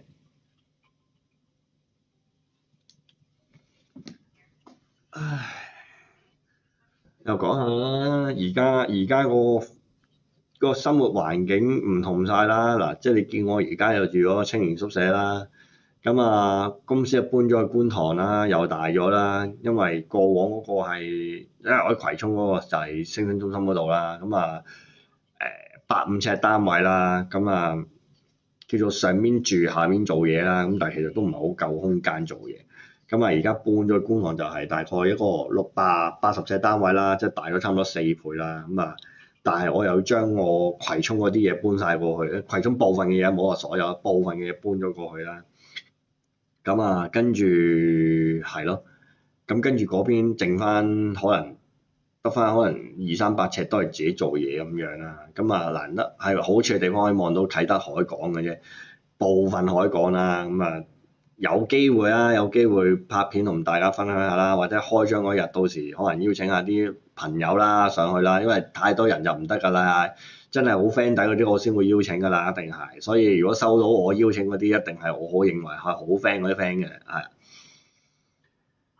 Terry 你唔好再講話報名畫圖班啦，夠啦！你畫得仲勁過我，你教翻我手畫好過嗰個啦，大佬。機電嘅我教唔到你啊，我唔係嗰科嘅人啊，你揾翻你學校嗰啲教你啦。係啦，青年宿舍好似做200鐘頭義工，係啊，但係佢唔係純做義工嘅，即係例如今日我哋 join 一啲叫做tour 活動啦，叫做都計我哋嘅義工時數，咁幾好，我覺得又免費又有時數計。不過我哋都唔夠，我覺得我都要出去揾一啲義工團隊嗰啲去幫手。如果你哋有識嗰啲咩義工團隊需要義工啊，歡迎揾我啊！我極力地揾緊義工做啊，而家係講下幾時又食飯，順便搞直播。食飯要12月中啊，聖誕前啦，我會揾你㗎啦，係啊。跟住係咯，阿文女爭我哋餐飯啊！上次請話請我食飯，結果要我哋自己俾錢啊！真係順便搞直播，係拉埋文女咯，係嘛？拉埋文女搞直播。青年宿舍係咪後生先可以申請？唔係啊，唔係啊，我都4張嘢啦，係啦。咁但係你有個入息要求，你唔可以過咯，係啊，你個入息唔可以過咯。咁你都知我窮，咁一定過到關嘅，係啦。咁我個人覺得啦，嗱而家青年宿舍搞緊啦，政府推行青年宿舍啦，佢搞緊啟德啦，搞緊天水圍呢個啦，天秀啦，咁我覺得天水圍呢個就靚仔啲嘅，係啦，因為你見到酒店嗰個格局啦，佢又望到濕地公園啦，又陽光又好啦，交通又方便啦，樓下有間24小時麵檔咧，又有7-11啦。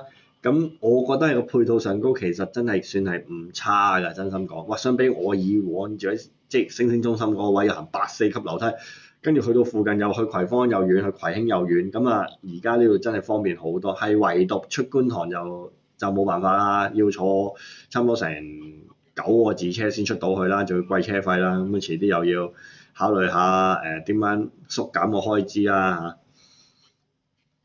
或者踩邊爐會長嗰晚，我哋匿埋一邊直播唔到啊！唔係喎，喂，你真係應該要再食飯喎嗰晚，你揾我師打同你傾下呢樣嘢，係啊，我覺得你應該要一齊乜嘢喎，出嚟食飯喎，坐埋一台好喎，喂！黃師傅有義工隊收咗皮啦，黃師傅義工隊得翻個人幫佢拍片啫嘛，哪有義工隊啊？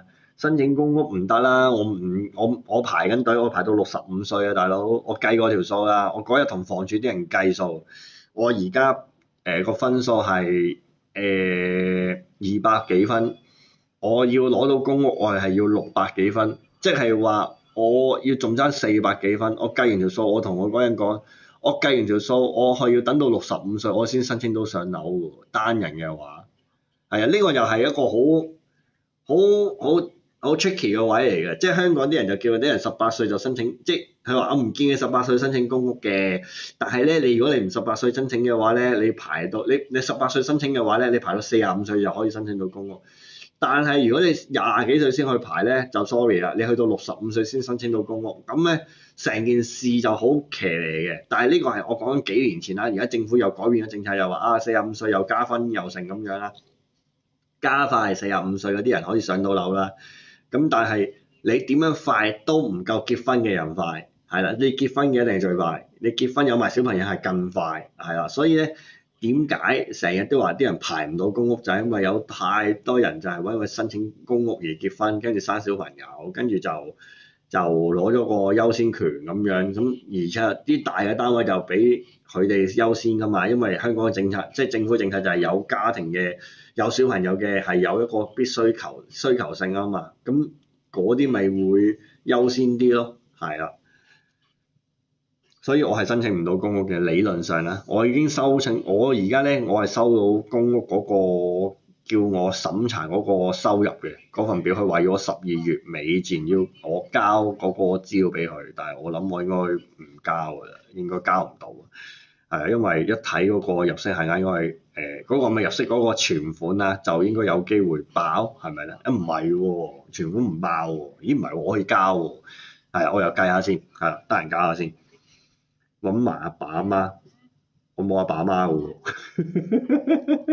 我呢啲係冇咩啊，母親兒童嚟嘅喎，呢啲係。跟住係啦，之前有同我講啦，我申請咗咩有人問我借錢啦，係啊，跟住我知道嗰個人而家爭銀行百幾萬咯，係啊，跟住佢啱啱 send 信息俾我話10月中左右先可以搞掂條數，我想同佢講，我唔知你有冇睇緊呢段片，我真係想揾收數佬啊，係啊，我揾收數佬查咗，知道你爭緊銀行好多錢，係啊，所以其實我肯定你解決唔到問題，但係我唔知你可以點樣解決到件事，真心咁講，定係還是你由頭到尾你冇諗過解決個問題咧？即係我覺得你借錢呢啲，即係我去幫你，即係件事有啲人問我點解你咁傻會幫佢咧咁樣，即係其實就係見到佢覺得，喂佢真係有心去諗住搞好門生意，所以我覺得作為相識一場去幫你啦，咁但係當我有事嘅時候，你冇去幫我，你令到我仲更加難搞我自己個狀況係，即係搞到我係爭啲冇錢交租嘅情況下，咁我覺得唔得咯，件事係咯，我唔知你點樣諗啦，我唔知你有冇聽呢段片啦，但係我個人覺得就係，如果你係有啲良心或者有啲人性嘅，你冇理由覺得你咁樣係幫到我咯，即係你冇理由幫你害一個去幫你嘅人㗎嘛，係咪先？所以我覺得即係我自己覺得唔開心，或者我覺得 sad，覺得失落嘅一樣嘢就係你利用緊我對你嗰個信心去一路係咁拖件事咯，係啊，即係拖咗半年你都冇由頭到尾冇諗過解決件事，我就覺得唔係我想見到嗰樣嘢咯，係。唔好講借等於俾，借就係借，俾就係俾。你中意覺得借係俾係你嘅問題，係啦。但係我借就係借，俾就係俾。我唔會話因為我借俾我預咗收唔翻，我就覺得係俾。即係呢樣嘢唔係咁樣諗嘅，係啦。本身幫佢就預咗咩嘅，係啦。我唔係話你有百幾萬，我話你差銀行百幾萬。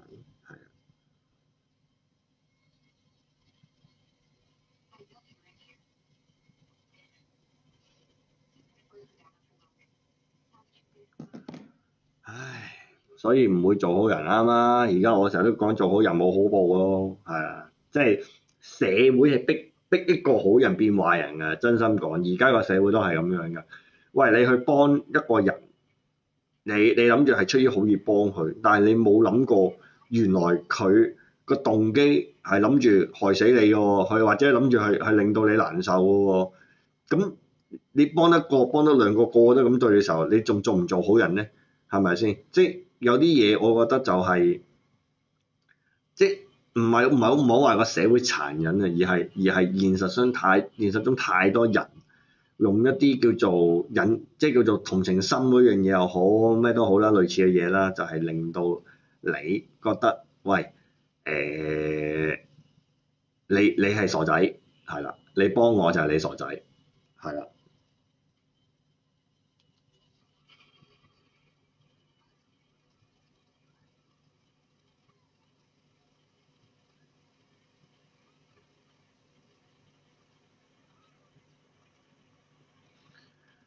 即係冇問題，你哋咁好咩？你哋冇遇到咩問題？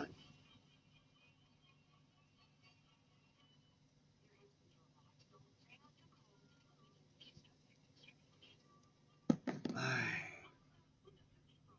大家有冇啲而家嚟緊年尾有冇啲咩裝修嘅想問啊？真係冇啊！冇啊就刪直播嘅咯喎，夜手可能1點幾係嘛？我睇下先。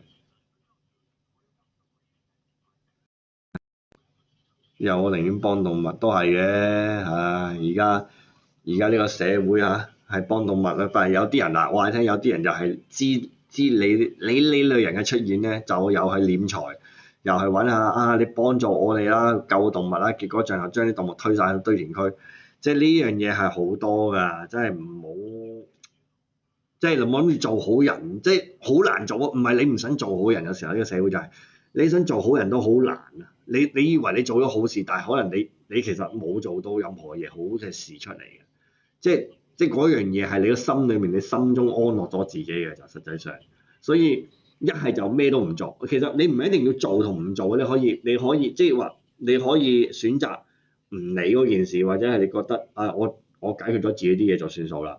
咁咪算數咯，即係你可以不理噶嘛，係咯。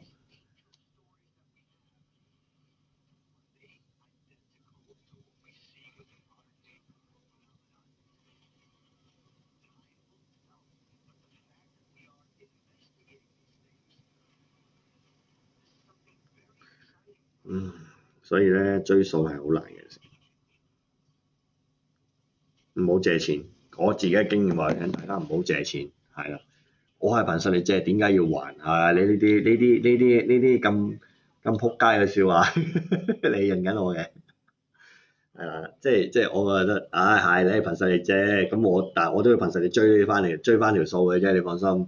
即係我會同啲人咁樣講啦，你憑實力借，我憑實力追咯，係啦，越努力越要追所以課金俾機電諗，你點解唔課金俾我咧？不如課金俾我好過啦，我都想人課金俾我。係啊，咦 Walkie 有新片出喎，啱唔啱？大家又可以睇下啦，麗港城全攻略，終極裝修秘笈。我唔知喎，我有 friend 今日問我又麗港城，會唔會遲啲可能見到佢咧？係啊，可能會見到 Walkie 喎。喂，Walkie 如果睇到片嘅話俾我聽下，麗港城有咩要留意啊？喂，我朋友麗港城揾我裝修，係咯，就係咁樣咯。咁喂 Terry 係喎，講開另外一樣嘢，喂 Terry 遲啲揾你出嚟傾偈啊！我揾咗 Oscar 啦，我揾咗 Oscar 話揾你一齊出嚟食個飯，有啲嘢要揾你針針，關於未來嘅動向，我有啲嘢想同你傾下，係啦。咁如果你咩就咩，你個仆街啊！都多謝你，多謝大佬，多謝機電佬我哋多謝我哋 Gary 哥係啦，捐助呢個15蚊救救呢個安迪係啦，救救呢個安迪小基金係啦。咁咧我哋集體讚晒，鼓掌，都要鼓掌，係啦。水口咩啊？即係嗰個麗港城嗰度嘅水口係咪好容易爆啊？我就聽我 friend 講話嗰度漏水喎，佢話佢嗰個廁所有漏水問題咯。咁但係我唔知道佢嗰個咩，因為佢嗰個單位係頂層上天台啲單位嚟嘅，樓梯上頂層嗰啲單位嚟。所以佢有好多嘢唔改得，係啦。即係如果你住麗港城嗰啲，你知道佢頂層嗰啲係有條樓梯喺個經過個廁所上去咁樣。咁跟住係咯，佢話所以話個廁所唔搞得，係。再次多謝 Gary 係啦，多謝支持，係啦。漏水我聽過馬鞍山唔知有一個單位又係出晒名漏水奶茶哥個 partner Martin 又係嗰邊駐場嚟嘅，又係啦，嗰啲叫地膽已經叫做係專治漏水係啦，就是這樣咯。OK，電話聯絡好啊，揾日啦。我而家係咯，搞埋公司少少嘢，我就會揾你哋㗎啦，就會就是這樣。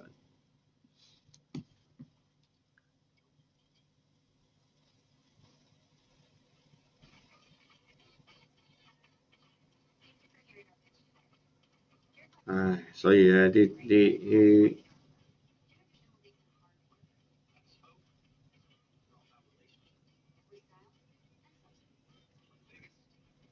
追債仔錢就好煩，日日喺度諗幾時去水經下一層度，係啊，漏水咯。遲啲我聽我 friend 講話，遲啲漏水嗰啲去咗出面唔係遲啲，出面而家有個 YouTuber 又係拍緊啲專治漏水嗰樣嘢，佢話睇完佢條片覺得佢幾 OK 啊。咁啊，唔知我冇詳細睇過佢嗰段 YouTube 片啦。咁但係佢講到佢自己係呢啲註冊嘅因為註冊嘅工程師啊，係啦，又係專搞漏水嗰啲嘢啦。咁啊，好似係咯，我諗同 Raymond Sir 嗰啲差唔多，係。咁啊，佢又多啲分享嘅係漏水，佢專做漏水嗰批嘢咯，係啦。係喎，黃師傅同問你單最後點冇啊？冇知啊，我冇你電話咩？喺 Facebook 揾你咯，有你聯絡㗎嘛，我都冇 block 咗你㗎嘛。我有文女電話啊嘛，我下文女揾你咪得咯。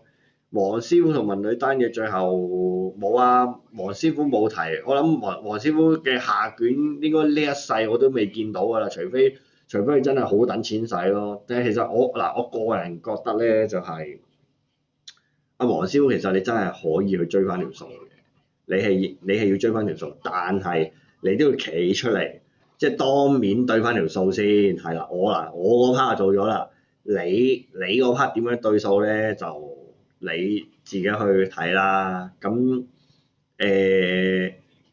我覺得始終你係做咗嘢嘅，咁你要收翻條數。咁呢樣嘢天公地道嘅，咁但係你話你又唔出嚟回應，你當初你有人格謀殺，咁你即係好多嘢，我覺得係咯，導致到你而家你好似覺得你一出你可能你會覺得就係話，哇！我一出嚟行出嚟講，你就會有人去追住你咁樣，咁。我覺得冇嘅，咁你既然你有你嘅理據，你講咗你講翻你要講嘅嘢就 OK 㗎啦，係咪先？我都話啦，你出嚟對數，你要收錢，你咪行出嚟同阿文去對數咯。咁呢樣嘢我之前已經對咗一次啦。如果你有睇我片，咁你話可以話，喂，有啲位置我覺得你講得唔啱嘅，你咪拍片去回應咯。我覺得呢樣嘢冇問題㗎。最緊要你唔好。即係唔好玩人格謀殺呢樣嘢啫，即係唔好話喂人哋爭你錢唔還，你又還到人哋好似又要又要借錢，又要賣攞油，又要剩咁樣，我覺得好似唔係咁好咯。同埋人哋打工做嘢，人哋去你公司做嘢係即係覺得你係值得信任嘅人先去你公司做嘢啫，唔係點會阿豬阿狗去你間公司做嘢啊？係咪先？姑勿論住係最後點樣啦，我覺得即係件事。去到而家呢一步，唔好再講話，佢打工時候點樣啦，你都係講翻嗰嚿錢你要收翻或者點樣，你要尊重係你嘅決定啦，係咪？即係我覺得呢樣嘢就唔再去有任何人去可以去討論㗎啦，呢樣嘢就即係承認湯粉，唔知喎，咪湯粉或者即係總之嗱，價錢上高。佢係貴㗎啦，咁但係人哋簽咗合約，俾晒錢，咁你係要找數啦。即係我開頭講嗰樣嘢啦，即係一個願打一個願捱。你簽去嘅時候，你冇睇清個價錢，簽咗你冇得事後反價人哋貴㗎嘛，係咪？麗港城啲門口口同埋改唔到間價，係啊，佢都有同我講，我改唔到間價。呢唔係我，但我 friend 改咗間價喎，佢將兩間房打通咗。睇張哥有條片講漏水，個客投訴咗幾年。我唔知邊條片喎，同埋啲中槍流應該要換女槍咯。Thank you 你啊 Nicky，唔該晒。係啊。咦？你咪就係、你係咪真係我個 friend 啊？我見到你姓馮，我記得我個 friend 好似係姓馮，係啊。咁樣咯，就是這樣啦。唉。